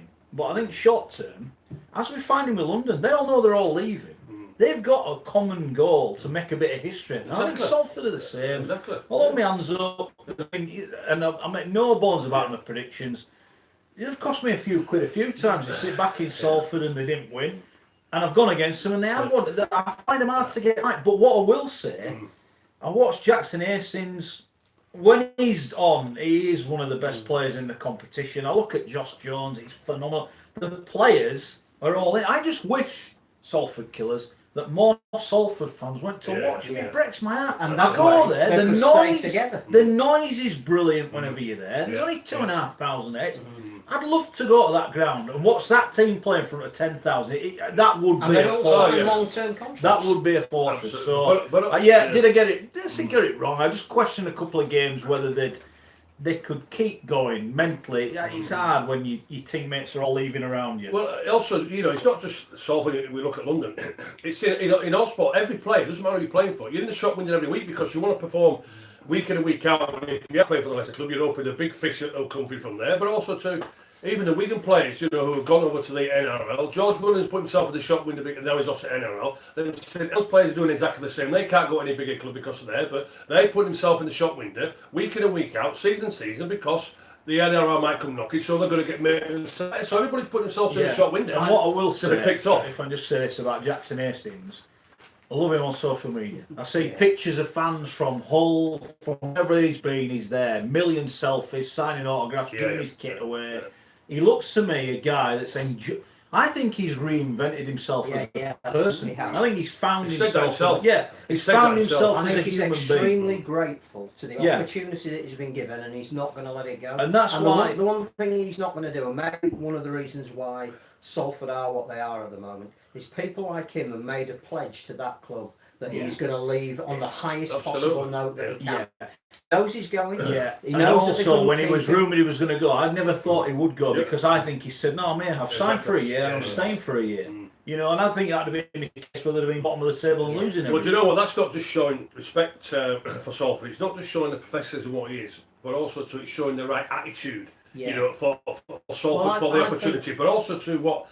When we was at Salford a couple of times, Matt, and the speckers were saying, you know, Jackson, he's great because he comes in our local work, he has a couple of pints, and there's no doubt he'll sign his autographs and he'll do sell them what we. That's great. That's what Jackson Hastings likes. I'm hoping that attitude, what he has, Wigan don't take that away from him, because if they do, it won't be the same. Well, in fairness to Wigan, they all laugh at the end, and but what I'm saying is, like Jackson Hastings, do that. There's no doubt about it. He likes a couple of pints and all this sort of thing. After the game, just do it at the right time, guys. Absolutely, right time. You do it at the right time and the right place, because one thing for sure, it's not stopping him being the quality player. There was an honesty session that Ian Watson had in that dressing room. I think it might have been about 2 or 3 months ago, when it looked like events might run away from the players, and he sat them down and said, look, you all know some of you are going. He did a presser, didn't he? And you could tell he was gutted that players were saying it was starting to come out, players were leaving. I think he was worried at that point that he felt like they were being poached as well. Yeah. But I think from what we're told, he sat them down and said, let's just be honest to each other. Let's go around the room, tell everybody where you're going, but let's make a pledge to each other that before this team breaks up, let's see if we can do something a little bit special that you'll be remembered by. And everybody went, well, I might be going to Hull or wherever, but I'm committed. Yeah, and that's great coaching. Great attitude, brilliant attitude, but also as well. And as I say, Louis done a good job at least. He's come there, but they're not missing one but Louis, have they? You know, he's getting the best out of all of it. Yeah, they've all come so-called close together. This so-called big word in sport nowadays, culture. It's not culture. They've got the right team spirit and want to play for each other, and they're showing the right attitude for each other, and that's the big winner. That's the big winner. I think the manner of the win surprised all of us, because I think, yes, we've been bitten. Why, Phil? Because Hull have been 50 points, 70 points. Why is it a surprise? Because what Lee Radford said when they got knocked out of the cup and going into these last 2 or 3 games was, watch us now, we've refocused on getting to Old Trafford. And this was a game against a team that, I mean, Hull had won, and with what had happened to Warrington the night before, they were going second. This was a massive game for Hull. And they also knew that if they could dent Salford, that's another team that's almost still on their coattails that they could have got rid of. So for Hull, this was a credibility in their likelihood of getting to Old Trafford, or possibly being the team that puts pressure on St Helens, and they didn't live up to it. The manner of that defeat would be as big a worry as it was credibility for Salford. Yeah, it's an amazing result. Oh, when I saw the highlights and I said when you saw Jackson Hastings, for me as an ex-half back, it was a pleasure to watch, because he was just literally toying with him, wasn't he? Just saying, I've got the ball. Exactly what a half back should be doing. Put the defence in 3 minds. I've got the ball. If you don't come to me, I'm going to score the try. But if you do, I know exactly what my runners are going to be doing. Hit the lead runner or the back runner. Back in our days, it was just the first man or the second man from there. But Jackson Hastings thought, well, I've got the ball. I'm going to keep going. I'm going to keep going. I'm going to keep going. And what a brilliant try he scored at the end there. But what Jackson Hastings does, he puts the defence in 3 different minds. Does he pass? Did he highlight what Hull can't do at the moment? Well, yeah, because they're half backs who can run with the ball. There are still issues about Jake Connor at the moment. we talked about farts in rooms last week with Lee Radford. The elephant in the room, and let's be fair, and this is a rumour doing the rounds, is that Jake Connor's going to Leeds. Now, Jake Connor, I can't remember when Jake Connor last had a good game. Correct. I remember he played really well at Cass. If I was there, we had a really good game at Cass. Well, he did 2 magic moments. Yeah, That passing for yeah, staff, yeah, but that's what he can do. That's what he can do. And I'm was not the sure where. difference I'm not between sure the where that teams. is. I don't think he's a happy camper. No. If Something's I'm not honest, quite something's right. not right. The balance is wrong in that team at the moment. Yeah, they've got some great players, but can I say, if Connor and Albert Kelly don't have a wow of a game, ineffective. Well, I'm going what- to say ineffective. Well, to be honest with you, what I've seen, Connor and Albert Kelly can't play with each other. Well, no, because Connor had a couple of really good games in the centre, I thought. But then we're all saying, well, he needs to be involved. Whenever I've seen him play half-back recently, he's not good enough. Oh, no, He's not good enough. No. Not to run the Yeah, game. not to be You the know, main man and organise and play what he sees and yeah, I get think, the but you give team him around the park. less is more with Jake Connor. That's what I think. I would play Jake Connor loose forward. No, you said that before. I would yeah. play him at loose forward. Has he got the tackling? Yeah, he'll tackle. He'll do 20 tackles a game. But what I'm saying is, Phil, it's just. I would just say to him, Jay, you're playing loose forward. You've got a free roll. You could just go out there, and if you see something, Danny, if he sees something, he calls for the ball, you give it. But what I would say to Jake is, don't be calling for it every set of 6. Don't be calling for it all the time. Have a look at it and have a look at it to see what you're plotting. Have a look at what you're scheming and this sort of thing. But you've got a free rein. You've got a free rein from there. So you be smart when you want that ball. I play those forward. Do you think Hull's pack is much of a muchness? Because again, they're going out for next year and just signing a lot of very big men, aren't they? big people.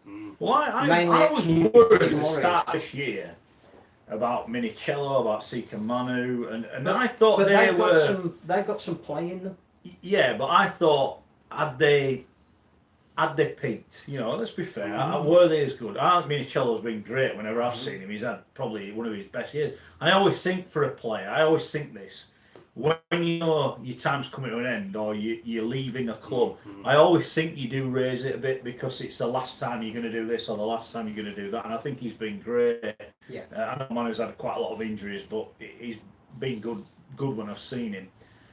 I just think their biggest problem is their creativity, and when it's not quite right, it just doesn't seem to fit. Next year they'll have a lot of big men that can get them down the field, but what do you do on the back of that? Well, to be fair, Lee Radford played in a Bradford Bulls team that had a huge pack and dominated And the two big competition. winners. But the he's world- got 2 big But winners. the world has moved on. Yeah, it has, but at the same time, There are when some they very play good well, creative players. when they play well, they're brilliant. There's no, you can't hand on heart say Hull can't win the competition. No, They could. They've got the biggest thing might be getting in the top 5. Once they're in, it's the lack of consistency that's doing. I can't understand that. There's Well, their points difference says it all, doesn't it? well, and Well, I almost I'll say justified when I now, said I mate. thought they'd struggle because you look at some similar to Catalan, you look at some of their results, they haven't been anywhere near good Well, I'll enough. tell you now, mate, Hull cannot win the comp. Oh no, they can. That is Yeah, absolute they rubbish. can. No, it isn't. Salford went to St Helens early in the cannot win- season. Hull cannot Should win have the won the cup. Hull game. cannot win- They Hull- might have to go there in the semi-final and knock them out. Hull They can win. So Hull can win. who- Hull in the top 5 cannot beat St Helens and they But cannot beat Wigan. who isn't getting in the 5? Because it could be that Well, Hull we don't might know. not even make the 5. I think it'll be the 5 as it is now, and I think Warrington will be highly delighted they've got to play Huddersfield. Because if it wasn't for that, I don't think they would get. I'm genuine now. Might get bitten on the eye. They might win at Wembley. I personally think they'll get absolutely humiliated at Wembley. I think the wheels have come off, and all this great social media in, and all this, that, and the other. I watched Blair Costing's interview on Thursday night, Friday, or whatever it was, Friday night, yeah. and he looked like someone who had kidnapped his wife and kids. He didn't want to speak. He didn't want to be there. It was like why was he there? Why didn't you just say to him, just stay at home, Blake? We don't want people speculating whether you're going to play. Now he might be fit as a fiddle and laughing and going, hey, don't worry lads, I'll be there Saturday. Well, if he is, Warrington might win. Exactly what you're saying, Mark. If I was a body language expert and you saw him there and I'm thinking, yes, and I'm saying yes, totally convinced that you're nowhere near you're going to be fit to play at Wembley. nowhere near. Because you could tell in the tone of his voice, you could tell in his He face. just looked in heartbroken. his facial expression that Yeah. I've come here to get wanted to where they want to get. And now we're here, I can't play. And now I'm injured, I can't play. Exactly. And then when he said, I'm not going to start really well Thursday, I thought, hold on. Why aren't Warrington ruling him out now? Because it's been proven on many attacks, certainly at Wembley with Gary Miller in 86, Keith Senior in 2005, and we had Ellery in 1995. Ellery pulled his hamstring, and he was literally nearly non-existent in 1995. But you play whatever. Wembley finds you out, and I just can't understand. Saints, if Wembley don't, Saints will. Well, Saints have done that today. They've ruled out Matty Lees, who got injured at Headingley on Thursday. They've already said, and he would have been on the bench, I'm sure. Great young player. Yeah. Whereas Warrington have said, we don't get back to training until tomorrow, so we'll reassess all the guys that are injured. Now Ratchford apparently is a doubt. That can Warrington score enough points without Austin and Ratchford? No. Hold on, Andy Bibby, long time listener, big Warrington fan, absolute garbage. Why? Why is it garbage? About Warrington. Why is They it don't play garbage? Huddersfield today, haven't they? They've got Salford away, Huddersfield at home, and Leeds away. That's their 3 fixtures. They've got Salford. Wakefield. Oh, my apologies. I thought they played Huddersfield. Who did Huddersfield play then? Oh, Saints. Hull Saints. And My Castle. apologies. I did talk. But just going back there with Blake Austin and they say with the body language on Friday night, you could just sense that the kid was absolutely, first of all, he's heartbroken, and secondly, gutted that he ain't going to be able to play at Wembley because of that It injury. was awful. I didn't enjoy watching it. I agree, mate. I agree You totally. start man in that position. I agree totally. I agree. But I say I don't understand why we're not just saying Blake Austin's not playing. And I tell you what, if he's fit as well, Ratchford, if he's fit, I know what I would do. I would play Fewis at fullback, and I would put Ratchford at 6 with Pat, because Ratchford is playing like a second standoff there for fullback. I play him Fewis because we saw him make his debut, didn't we, from there? He played the right, exactly. Plenty of confidence from there. Stick him in, and he got smashed a few times and he bounced loved straight it. back up. Absolutely loved it, mate. And I will put Rashford at 6, and I play Pat. Is he too close to the action then? Because his danger is his broken field running. Who? Back. No, he just played away. He just played second man out all the time. He doesn't get stuck around the ruck area. Patton then just becomes a support player.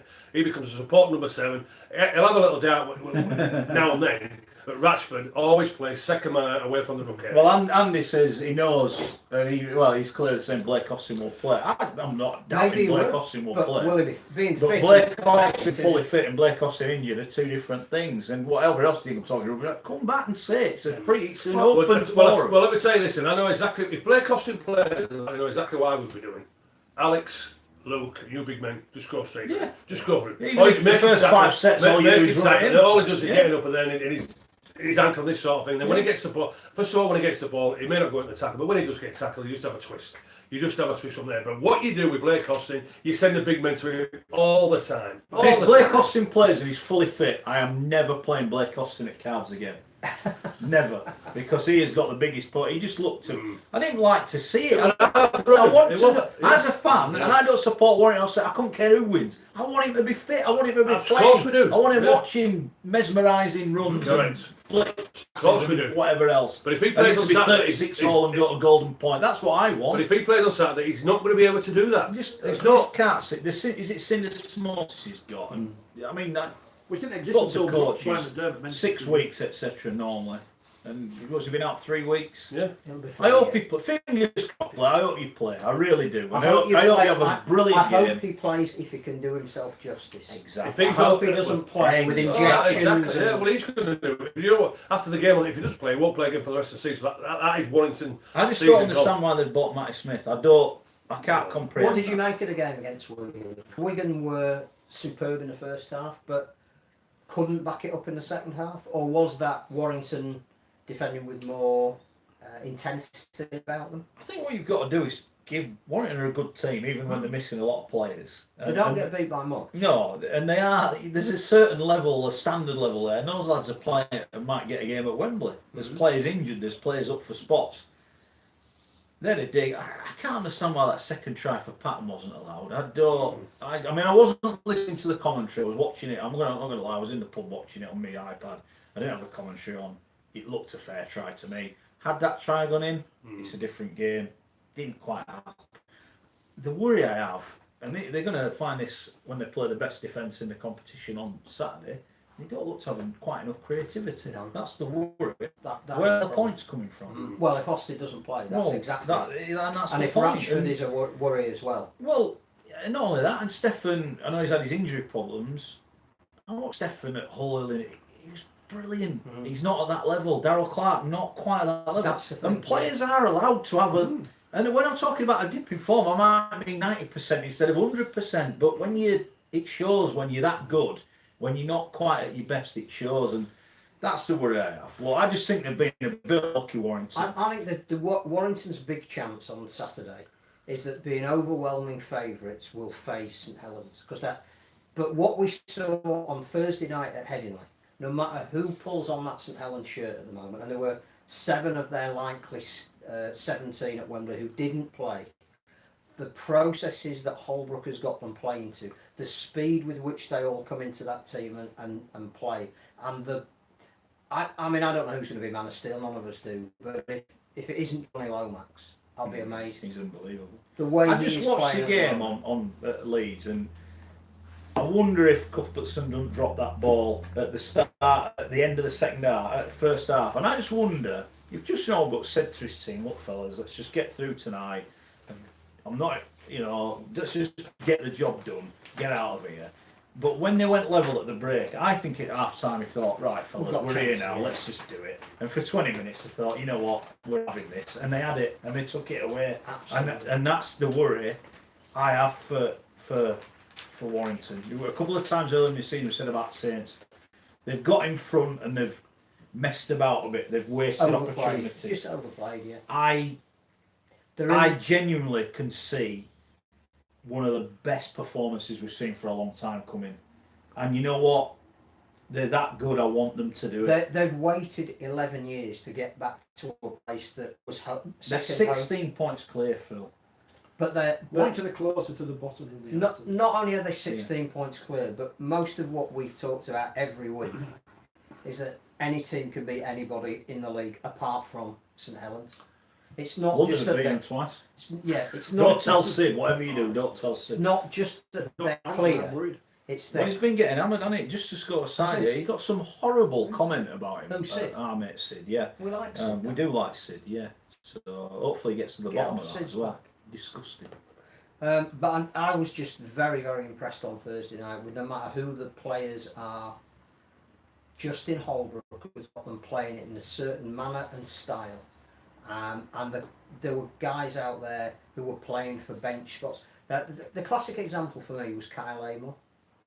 He was clearly on the outer when this season started. Looked as though his St Helens career might have been coming to an end. Since he's come back into that team, he's been as good a performer as anybody they've had out there. The way he played in the second half on Thursday night, you couldn't not make a case for him being on the bench.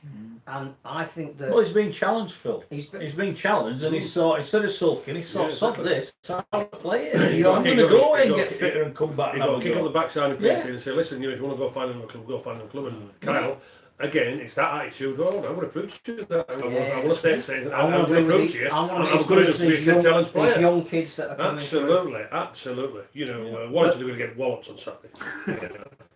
Bits and pieces before we, because we haven't talked about the news yet, which surprisingly not many people are talking about, because I don't think people actually genuinely care that much. Nigel's been on though. Sure, I've been listening but unable to comment. Please tell Legend to rip into Trinity every week. Cheers. Legend till I die. You got to send a cheque for that. Congratulations to Leeds Rhinos who won the Wheelchair Challenge Cup. Yes. which I watched a bit of again, and that was fantastic standing. 74-46. If you haven't seen the highlights on, I think our league is still showing them. Do watch it. If you think there isn't skill in wheelchair rugby league, Well, that will totally disabuse you. There were a couple of majestic tries. I don't know why everyone gets excited about wheelchair rugby, because it's not rugby. No. It's not. That is rugby league in Yeah. wheelchairs. Yeah. It's actually the So same a couple thing. of the tries that rippled through about 4 or 5 pairs of hands was skill that you could sit back and wow admire. Brett sent us a message last week, which you can do during the week if you want to. This is a question for the podcast. I've been to the grand final for the past 8 years and sitting in the block at Old Trafford. I've discovered that my ticket last year has risen from £58.50 to £85 this year. Do you think this is too much of a jump in prices for groups and families? Why has the RFL changed its pricing strategy so dramatically? Well, it won't be the RFL, will it, these days? I would have thought, because it would be a Super League event. I genuinely don't. I genuinely don't My know. guess would be that because they've had 2 or 3 sellouts, they're going for that hottest ticket in town. So it's a lot of money, but We've Still, we've it's, had a it's about the same price as Ed Sheeran was down the road from here. yeah, and you won't get wet and No, have to which is slide more in loads of mud. um, The Saint has been on. oh, sorry. Terry's asked, does Phil know if Headingley was unable to host the rearranged Women's Super League final? He's a conspiracy theorist, is Terry. Or is it a case of the moving the game west of the Pennines to butter up the new sponsors, whatever it shows scant regard to fans from Yorkshire? It is a shame because there's only 2 teams from the other side of the Pennines in the competition, which both may get to the final. I think for me, I don't think it's to do with the the sponsor. shame is it's Friday night because it's asking people from this part of the world to travel over on a Friday night and then travel over for the grand final men's on a Saturday evening. I'm not sure we've got that quite right. I don't think it's. But there are reasons, and that's Yeah, the fact that and- the team are going on tour on Sunday, and Yeah, you know and they they're need flying to be from here, there, and Manchester everywhere. and- Yeah, I don't think it has to do with the sponsor, but it's good. Great news we've got a sponsor. But we said that Exactly. last year they should have just done the same thing anyway. yeah, The Saints tweet is an interesting one because again, it's people who don't listen to what we say, isn't it? yeah. It wasn't long ago that you guys were questioning Johnny Lomax and his central contract. Well, here we stopped the rest of the tweet because we weren't ever questioning that. We were questioning what the point of these central contracts were. Yeah. And And what I'll be honest. What were we getting for our 25 I was grand? stood in the tunnel or in the corporate bit, and Johnny Lomax walked past me, and by the time I realised it was Johnny Lomax, he'd gone. And I watch rugby every week. Now I know him if he'd have had his scrum cap on. I reckon I don't know who Johnny. I don't recognise him. We haven't made a personality. Yeah, That so might that's be why the we're game's questioning fault. the 25k or whatever. Well, we question the principle of central contracts in a sport that doesn't have a lot of money. I would argue Johnny Lomax under Justin Holbrook is the most improved Yeah. player in Super League Yeah. by a country mile. I think Johnny Lomax has become now almost indispensable. At the time of that central contract, he wasn't even guaranteed He a wasn't. place They were trying in to find in him a the place in the England team. Yeah, But now you wouldn't pick an England team without him. yeah.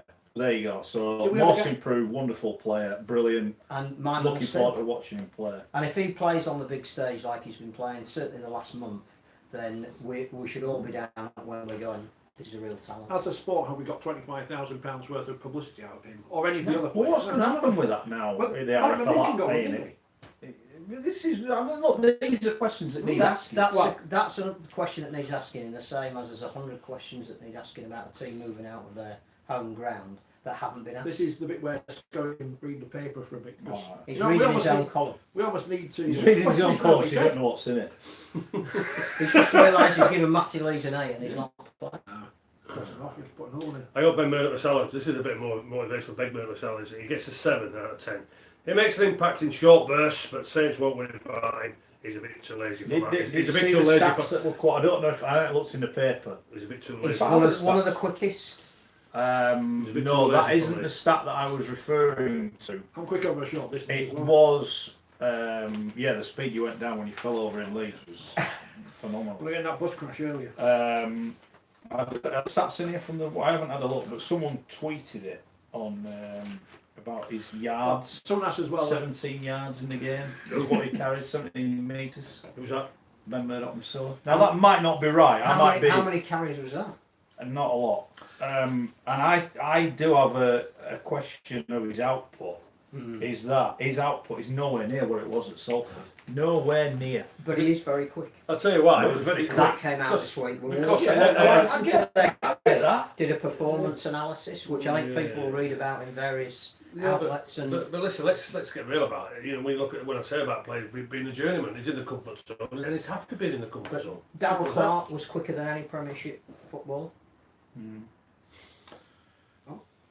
Hats off. So would you agree with that? I like all this. I like it all. But you know what? From Warrington, I don't want to hear him anymore. No. I like hearing him, but I don't want to hear him anymore. I want to see him win They some need to deliver. silverware. They They need need to to deliver. deliver. It's time talking to stop, To be there. doing to do. Are they Well, going to do it And, Saturday? and they've been brilliant getting to finals. Yeah. But they Well, they have don't win a lot. to themselves. Well, I think I said it. they need to win I think I said it, guys. Well, they won the cup. I think I said it 10 weeks ago, around about 10 weeks ago. If Blake Austin gets injured, Warrington win nothing. He's injured, and Warrington win nothing. There you go. Well, we'll be a step nearer to knowing that on Saturday, won't we? Do you think Warrington can win on Saturday? Well, they can win, obviously. Will they win? It's I like don't think they will. this But is then the again, I gold didn't standard. think Salford would win, so, you know. These things, we don't know. Anything can happen. Anything can happen. It's going unbelievable. I'm trying to figure out throwing out what. There was even a what- chance what- you might beat what Wigan when I- you played there against No, there Wigan. wasn't. what I could- No, there was. No, There was there a chance. I'm But trying they to- didn't eat the lasagna the Only, day only before. if, so only it if was- we're going to walk the wrong way out the dressing room. I'm trying to figure a stunt for me to do if St Helens don't win on Saturday. Make one up. Figure something anyway. But We'll get you in the next heading against Joffrey Archer. No. That cocky ball. I'll tell you. Alright, there you go. So I've said to you if before, that clear to win, well, if they don't, then we should sort it out. Oh. We might not be able to get Joffrey, we'll get someone who can bowl it about 85. Phil Tufton or something like that'll do. The spin of that Jack Leeds. I've told you, I'd rather have 60 stone on top of me, knocking out at me than that little red corky ball because it hurts. I'm not having that corky ball. Not I'm having going it. to Wembley on Thursday. Are you going? I'm going. Hey, you know, they I'd always talk about love to go. My boss is going. He's going for 3 days. That's all it takes at Headingley. Be a The snake results after by, 3 days. I like the cricket. Is it There'll be sell no beer out? snakes because it's a quid a cup. Is it If sell out there's a as beer well? snake, I'll be nicking it. Are you No, like hospitality? 500 quid. Are you hospitality or No, just I've sat? paid. I'm sitting with the common people like me. proletariat. No, Well, yeah, I'm I'm the just top- in the Western Terrace. The mate. notorious Western Terrorists. Getting carried out by 5 to 1. Notorious Western Terrorists.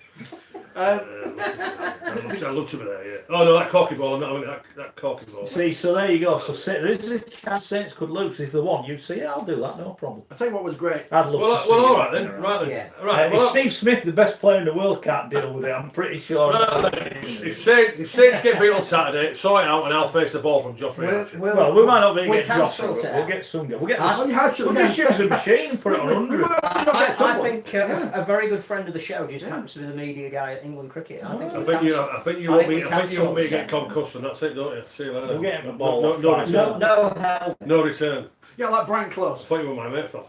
I'll wear some dark trousers. We'll get Michael Holding to do it like that. Whispering Death. The Whispering Boycott. Death. There was a great documentary on Sky the other day when it was raining on the cricket. Ashes in the 80s.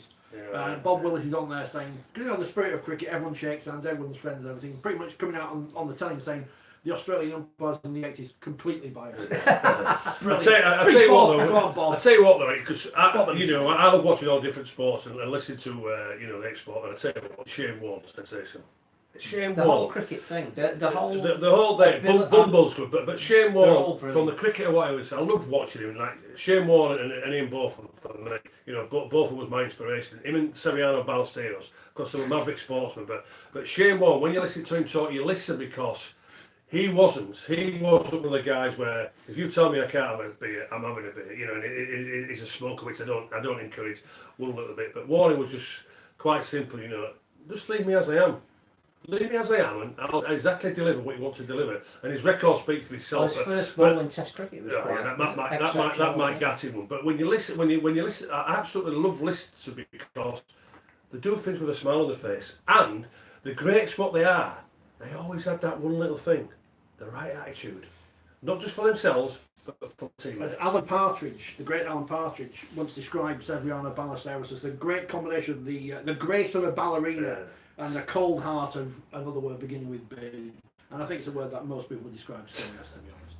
Ballesteros, both of them Ballesteros, my heroes, sporting heroes. Alright. Good No stuff. rugby league players, just Sevi Ballesteros. Any more, Just to social media? finish on that though, Mark, and then say. Mine's up. We were talking about cricket. Sorry, Matt. Just to finish on that, when you listen to pundits on there for the radio show, what we work for on TalkSport from there, Alan McCoy said Alan Brazil. They have got to be the two, but honestly, they are sensational. Have you listened to them? Yeah. Brilliant, aren't they? Absolutely sensational. Can we move on now? Right, let's go. Right. Just, Man. Dan Sanchez I'd signed love a for day out with Brazil. Shot News. What? Morning. Dan Sargent and That's a good Salford. signing for Salford. Good I like signing. Sargent. Do you know what the shame is? And it's something that we've spoken about before. Let's say London stay up. Let's say London lose half of their team. How do they rebuild again? Dan Sargent would have gone back to London. But the reason he hasn't signed for London, or one of the reasons, Can't guarantee your is contract. yeah. David, No. I told you, David, you said that to me 2 months ago. All the players are getting offers. I can't. So- He said, I can't go into negotiation with him and say, I'll guarantee I can't do So it. here's a thought, which again allows London some latitude on the salary cap, and people will say, well, that's unfair. If Dan Sargent wants to re-sign for London and he's a player that they produce through their academy, you shouldn't count on the salary cap. That's a fair point. I ain't got a problem with that. So they've also said they're going to announce a new signing for every 200 season tickets sold. Get buying your season tickets, but Brilliant. don't use Together Stronger as a hashtag because Wakefield used that and it ended up in the bin. Someone asked us who is Tony Smith doing Hull KR's recruitment. I wouldn't have thought so because No. he's not necessarily going to be there. No, he's not. And they've I got can a head of categorically confirm They've got that. a head of They have a recruitment. head of recruitment. And Yeah. who is everyone knows who their head of recruitment is. Do we need to talk about the news? We've kind of You can talk about it if you Well, want. Well, Bradford leaving Odsall. we'll just leave it there. I'm not bothered. I don't Well, care. What we are supposed you to say? bothered? No. Are you bothered?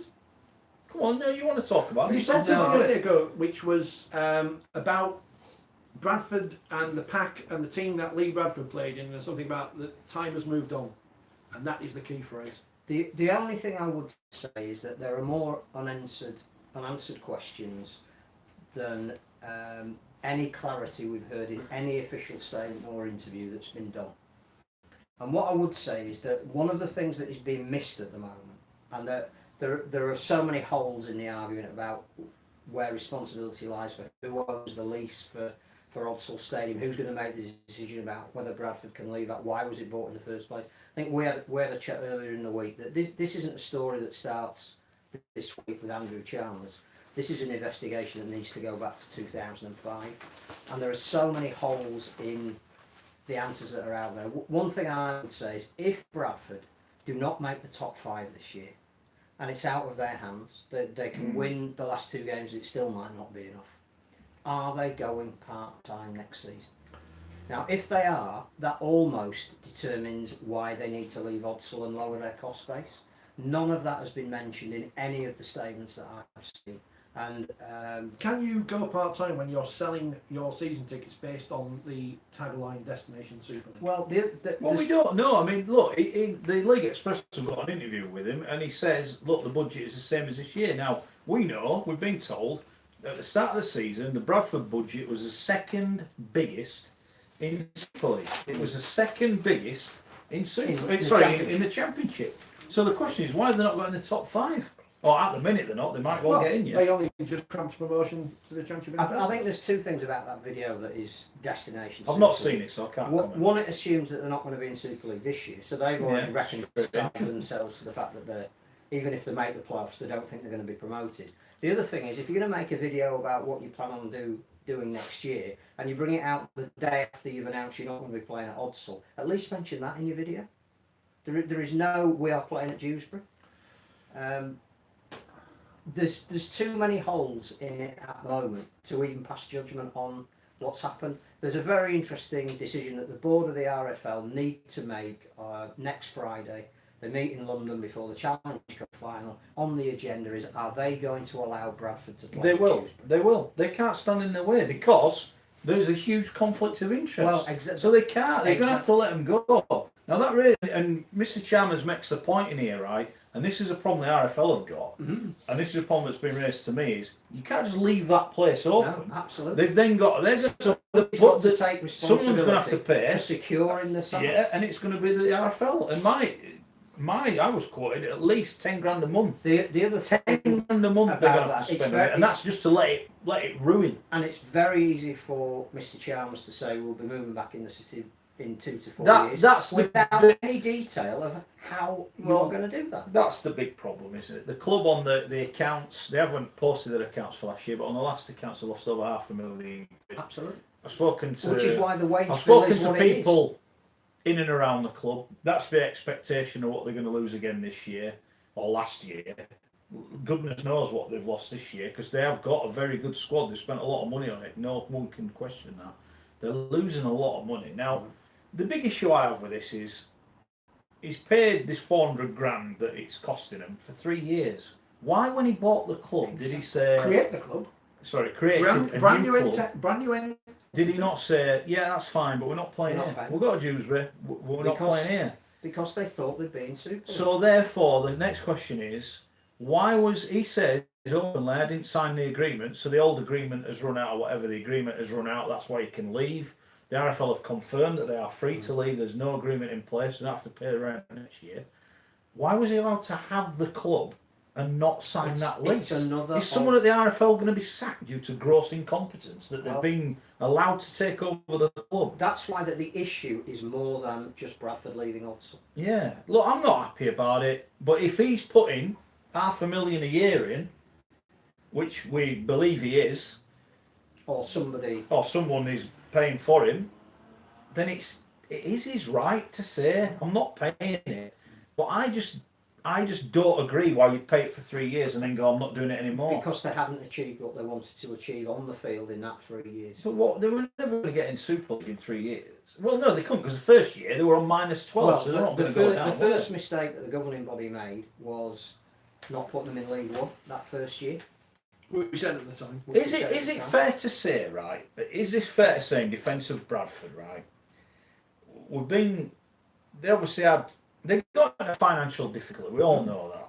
They went into administration in Super League.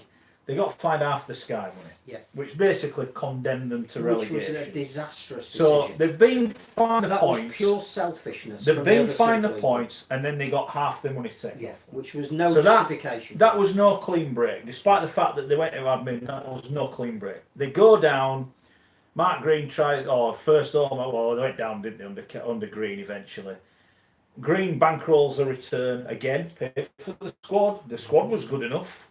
The fact that the coach didn't know there was a slope at Featherstone, I don't think helped their cause when they missed the 4. Go into administration again.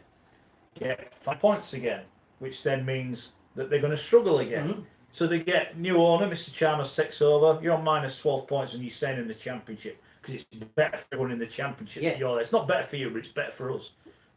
I go back to the point at the time. Why, as a guy, come half the way around the world? This is not. If this was like Robbie Hunter-Paul, who's a Bradford playing legend, and he is, he had a great record at Bradford. If this was Robbie coming back from New Zealand, I want to save the Bulls. I get that. This is Andrew Chalmers.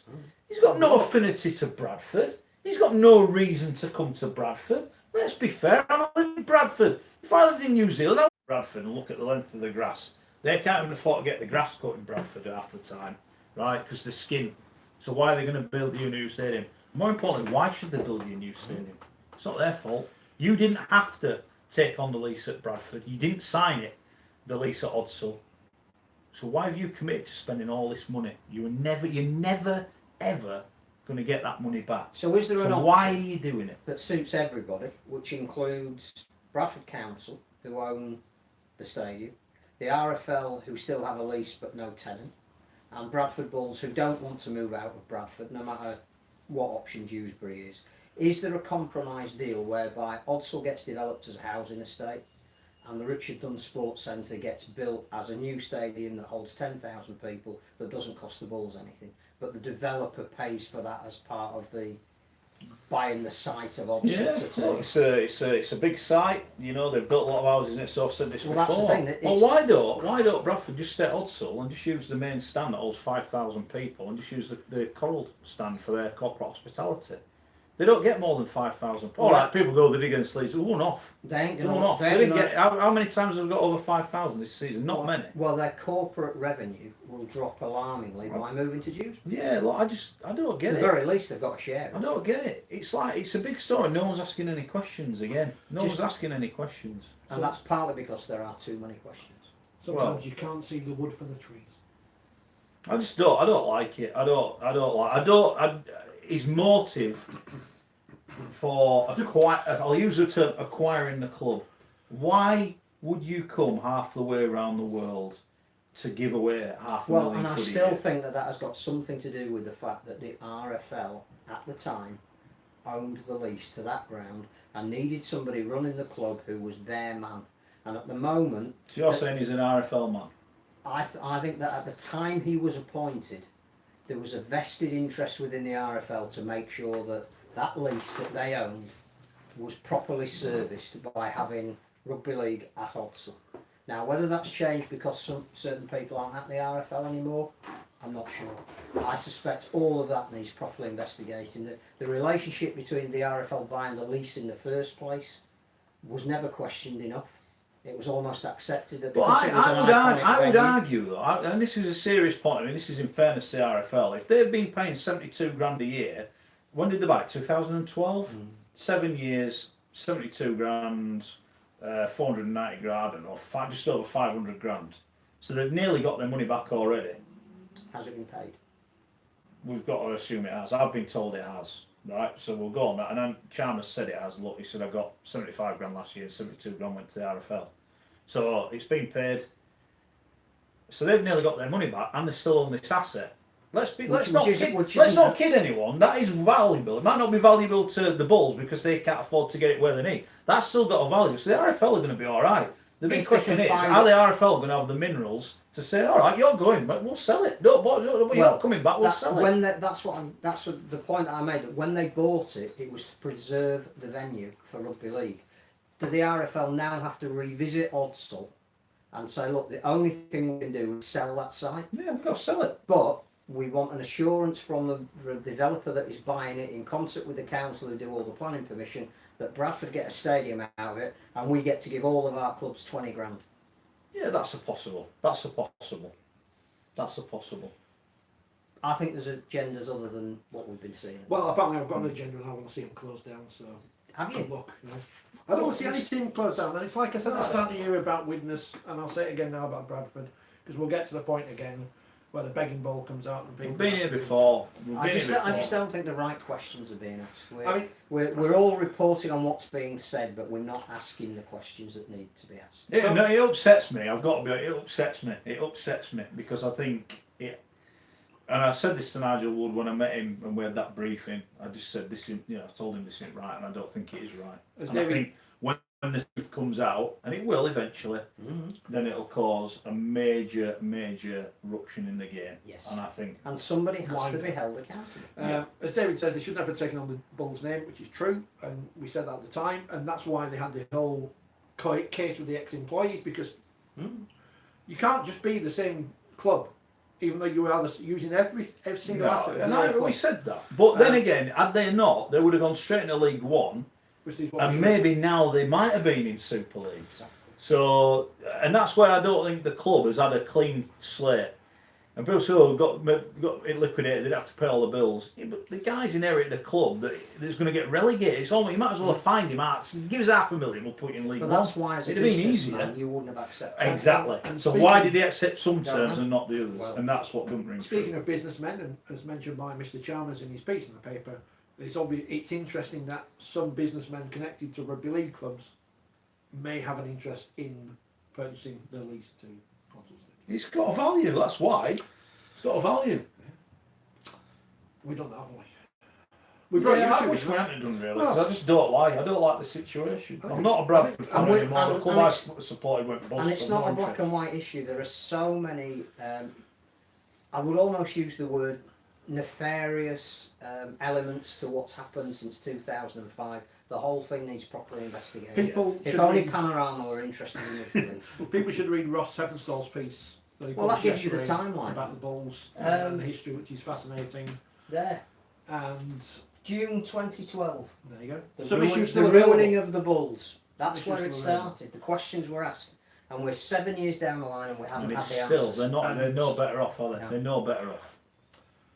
Just listen to the right people. I'm not saying we're the right people, but just listen to the right people. Don't always take everything you read at face value. Ask some questions.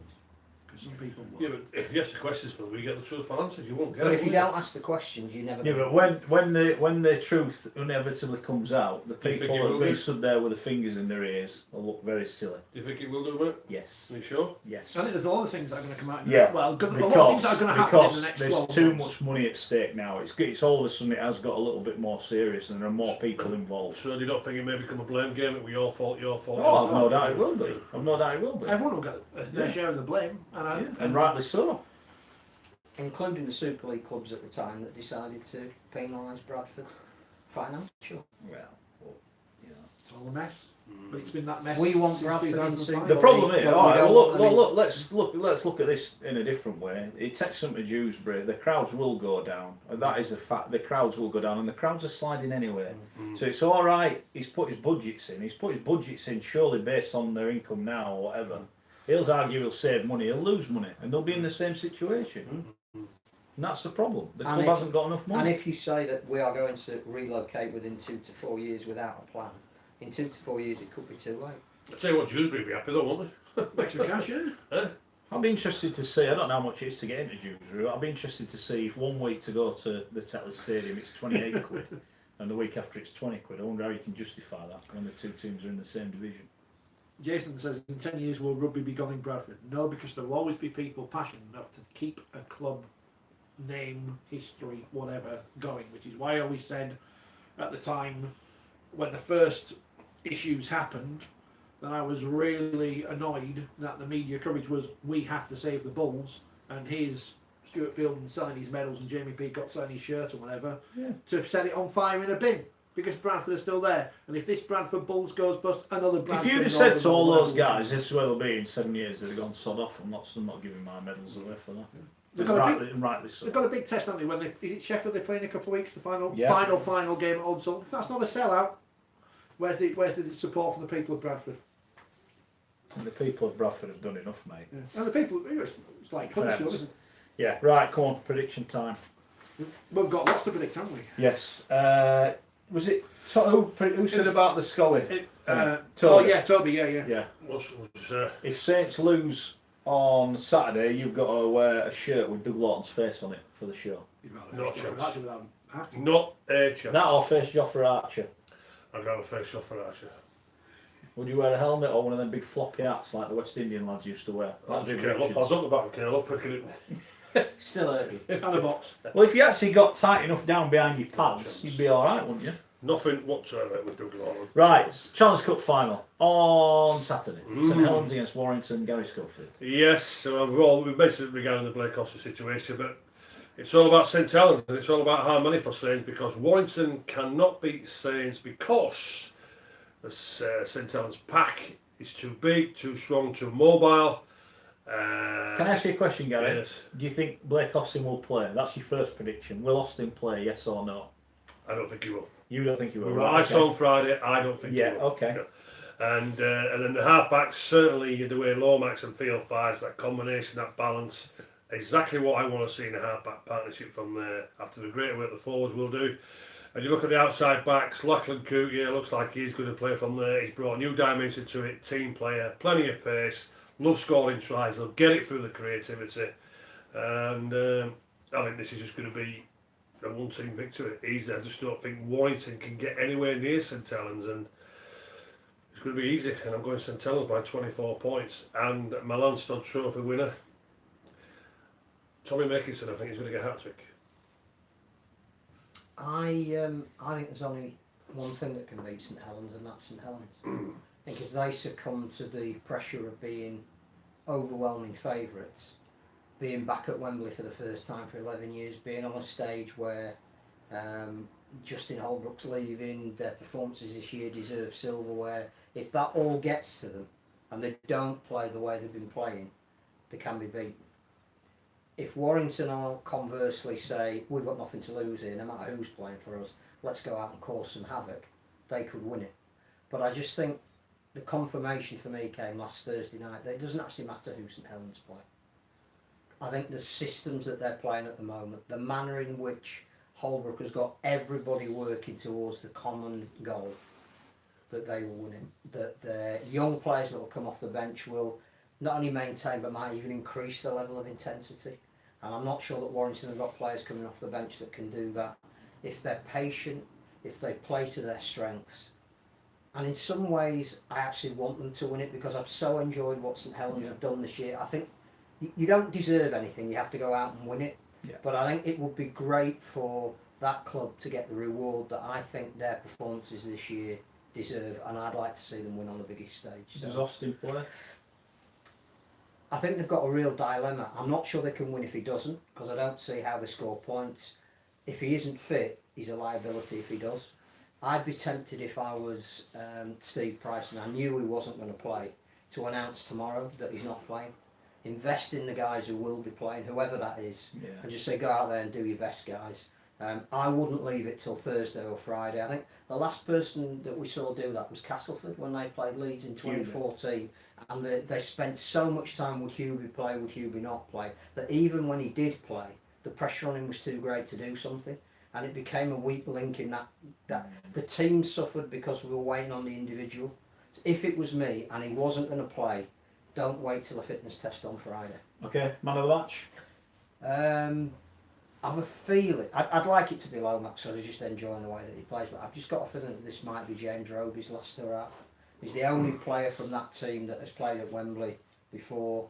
I think he's waited a hell of a long time to get back. I think they've nursed him through the last month, and his battle with Darryl Clark could be the highlight of the game. And if he comes out on top, I reckon he's got a chance of winning the Lancel Trophy. Rich? St Helens, isn't it? I was thinking about this the other night and thinking we should have gone for Warrington because they've been so, not poor, but off it. Well, they've been poor, they've lost 4 or 5 now, haven't they? They've been off it recently in Super League. But St Helens are 16 points clear at the top of the table. They're the best team we've seen all year, by far. I go back to the game at the Totally Wicked Stadium against the Leeds earlier in the year when they just stopped playing Leeds at St Helens because they knew they'd won the game. And they've got 3 games this year in which they don't have to do that. They've got the semi-final, they've got the grand final, and they've got this one. They can go out there and beat the St Helens, who I think we saw a lot of in that second half this week against Leeds. I know Leeds are a completely different opposition to Warrington, but the way Warrington's form's been at the moment, it's not that bad a comparison. Saints will win by plenty. I think the fact that we're recording this on Monday, bookmakers have got them as 8-point favourites. I think that's skinny. I'm going to go Saints by 16. That's a Lancel Trophy. People are going to find out who voted for this year. So there's no secrets. Yeah, apparently so, yeah. So they would be releasing who's voting for who. So you can all send abusive tweets to me on Sunday morning, especially if you back the wrong person. I think, and this is how good Saints are. You said Lomax and Roby. You said Makinson. I'm going to say Nakaman. And I don't think Austin will play because I think you go back to 2014, Leeds versus Cass. I'm not saying it was the most important thing, but Cass risked Craig Hubie and it didn't work out. I don't think you can gamble on players' fitness in such a big game. It is an interesting one for Warrington. Their form has fallen off a cliff. It really has. And if I think now that Wakefield have won, it's actually the worst form in Super League at the moment. yeah, so they are struggling. And I think if Austin, I just can't look past that interview last week. I can't. And if he's playing, then he's a bloody good poker player, you know. And if he's playing fit, fair play to him. I hope he is. I want to see the best players playing. I'm taking him at face value. It looked like he lost 100 quid and found a penny. He's gutted, innit? He was gutted, and so he should be. He's missing out one of the biggest moments in his life. Can't look past Saints. I'm with you, Phil. They're the best team in the competition. I want the best team in the competition to win something. I think that will happen this week. I think, like you said, they put a marker down without even intending to on Thursday. They just said, look, it doesn't matter who they pick, they're going to win. I hope Warrington. I just think there's too many doubts about too many players, and I think the ones that aren't in doubt are not quite in the form they were early in the year. That's not to say they won't come into form later in the season. I'm wondering if their biggest thing at the minute is getting in the top 5 and what position they're going to be in the top 5. You know, they could be out of the playoffs in the first week anyway if they finish 4th or 5th. I'm going to go Saints, and you know what? I actually think it could be a bloodbath. I really do. I think they could just absolutely rip them apart. I think the weather's predicted to be dry, so it'll be a fast track. Is this Leeds Hull KR? If Coop plays, I'm going Coop man of the match. And do you think he's going to be fit? Again, they've been really quiet on that. And you know, I'll say now, if he isn't, then the Saints have got a problem with Wellesby because he's no good under the eyeball. I've seen him twice. He can't catch a cold. Give him it to run. He's brilliant. And he can create and he's dangerous. But even Deck Patton can kick high balls and say, catch that, son. That could be the way in. So that's the proviso for me. If Coop doesn't play, then there's a little bit of light. But I'll go Coop man of the match if he plays. Just said earlier on, Warren don't get beat by too many, but they're getting beat regularly. And I don't think Saints would take the foot off the gas. I'm going to go Saints by 30. I think I don't want that to happen. I don't Warrington they're all fully fit, and it's the best game I've seen all year. That's what I want to happen. But injuries Sport is not like that. You don't get fairy tales too often in sport. Saints win. Steve Price, Simon Moran, Wolfie. Get Yeah. this up in your dressing room. Or as Steve Price did that, which was brilliant. Yeah. That was Come on. great. That was That's not what, good. that's what he'll say to me. Wilson, I'm going to get you. Good. Steve, I'll see you Saturday. We must mention the other game, Sheffield Eagles witness in the AB Sundex 1895 Cup. Just quickly. Yeah, they overturned the Cup Kings' weakness to Wembley, Sheffield. You know, they'll be, all the reminiscing of what they achieved against Wigan in '98. I think Sheffield will be up for this. I'm going Sheffield. I don't think they're much. I'm going Sheffield by 1 point. I'm delighted for both teams. Yeah. I think this is a massive reward for hanging in there. Both of them could quite easily have gone out of business, but for some really committed and passionate individuals that have made sure both of these names have survived. I hope enough people hang around after the main game to at least give us some atmosphere. I think it's the least these two clubs deserve. I loved the way Widnes played in the semi-final against Lee. One of the best performances of the season. I don't know, this is a tough one to call. Sheffield, I don't think, have huge aspirations to be in the 5. I think Widnes, because Barrow have lost again this week, probably just are safe from relegation, which was their main priority for this season. So they can both go out and enjoy themselves. Whilst I've got an affinity to Sheffield in the fact that I'm really pleased that Mark Aston gets his reward to go out on the Wembley surface again. I'm going to go Widnes by 4. I'm going to go with Sheffield. Just because they are higher in the table. I've not seen either team play live apart from at the Summer Bash. I think I was tired and I probably fell asleep. So I'm going to go with Eagles just because they're higher in the table, and that's my only reasoning. But I hope it's a good game, and like Phil said, lots of people stay, but lots of people will bugger off after the main game, won't they? But we can talk about that another time. Sheffield by 4. Have we all gone Sheffield? I went Widnes. You went Widnes, so that means I could go Sheffield then. By the way, just Aaron Smith out of the cup final for St Helens through suspension. Being banned. Yeah, 2 games. 2 game ban. I think Sheffield will win. I think Mark Aston is going to get to complete the circle. Win as a player, win as a coach. You know what? Like you said, 2 clubs who against all the odds are still fighting. May the best team win. Maybe a great occasion Yeah, for them. I hope it is. And don't be moaning, it's on at 5:30 and everyone's gone home and no one's watching it. 2 teams getting to play at Wembley. Be a big week for them. And if you've got a ticket, Yeah, you stay. can watch it. Give it half an hour, see. You might think, hang on, this is a decent game, I'm going to stay. You never know. And you probably beat the traffic if you wait anyway. No one wants like to get out of Wembley. Good luck to St Helens, good luck to Warrington. Come on, Blake. Not playing your cards if you play. Thanks to Gary, thanks to Phil, thanks to Richard.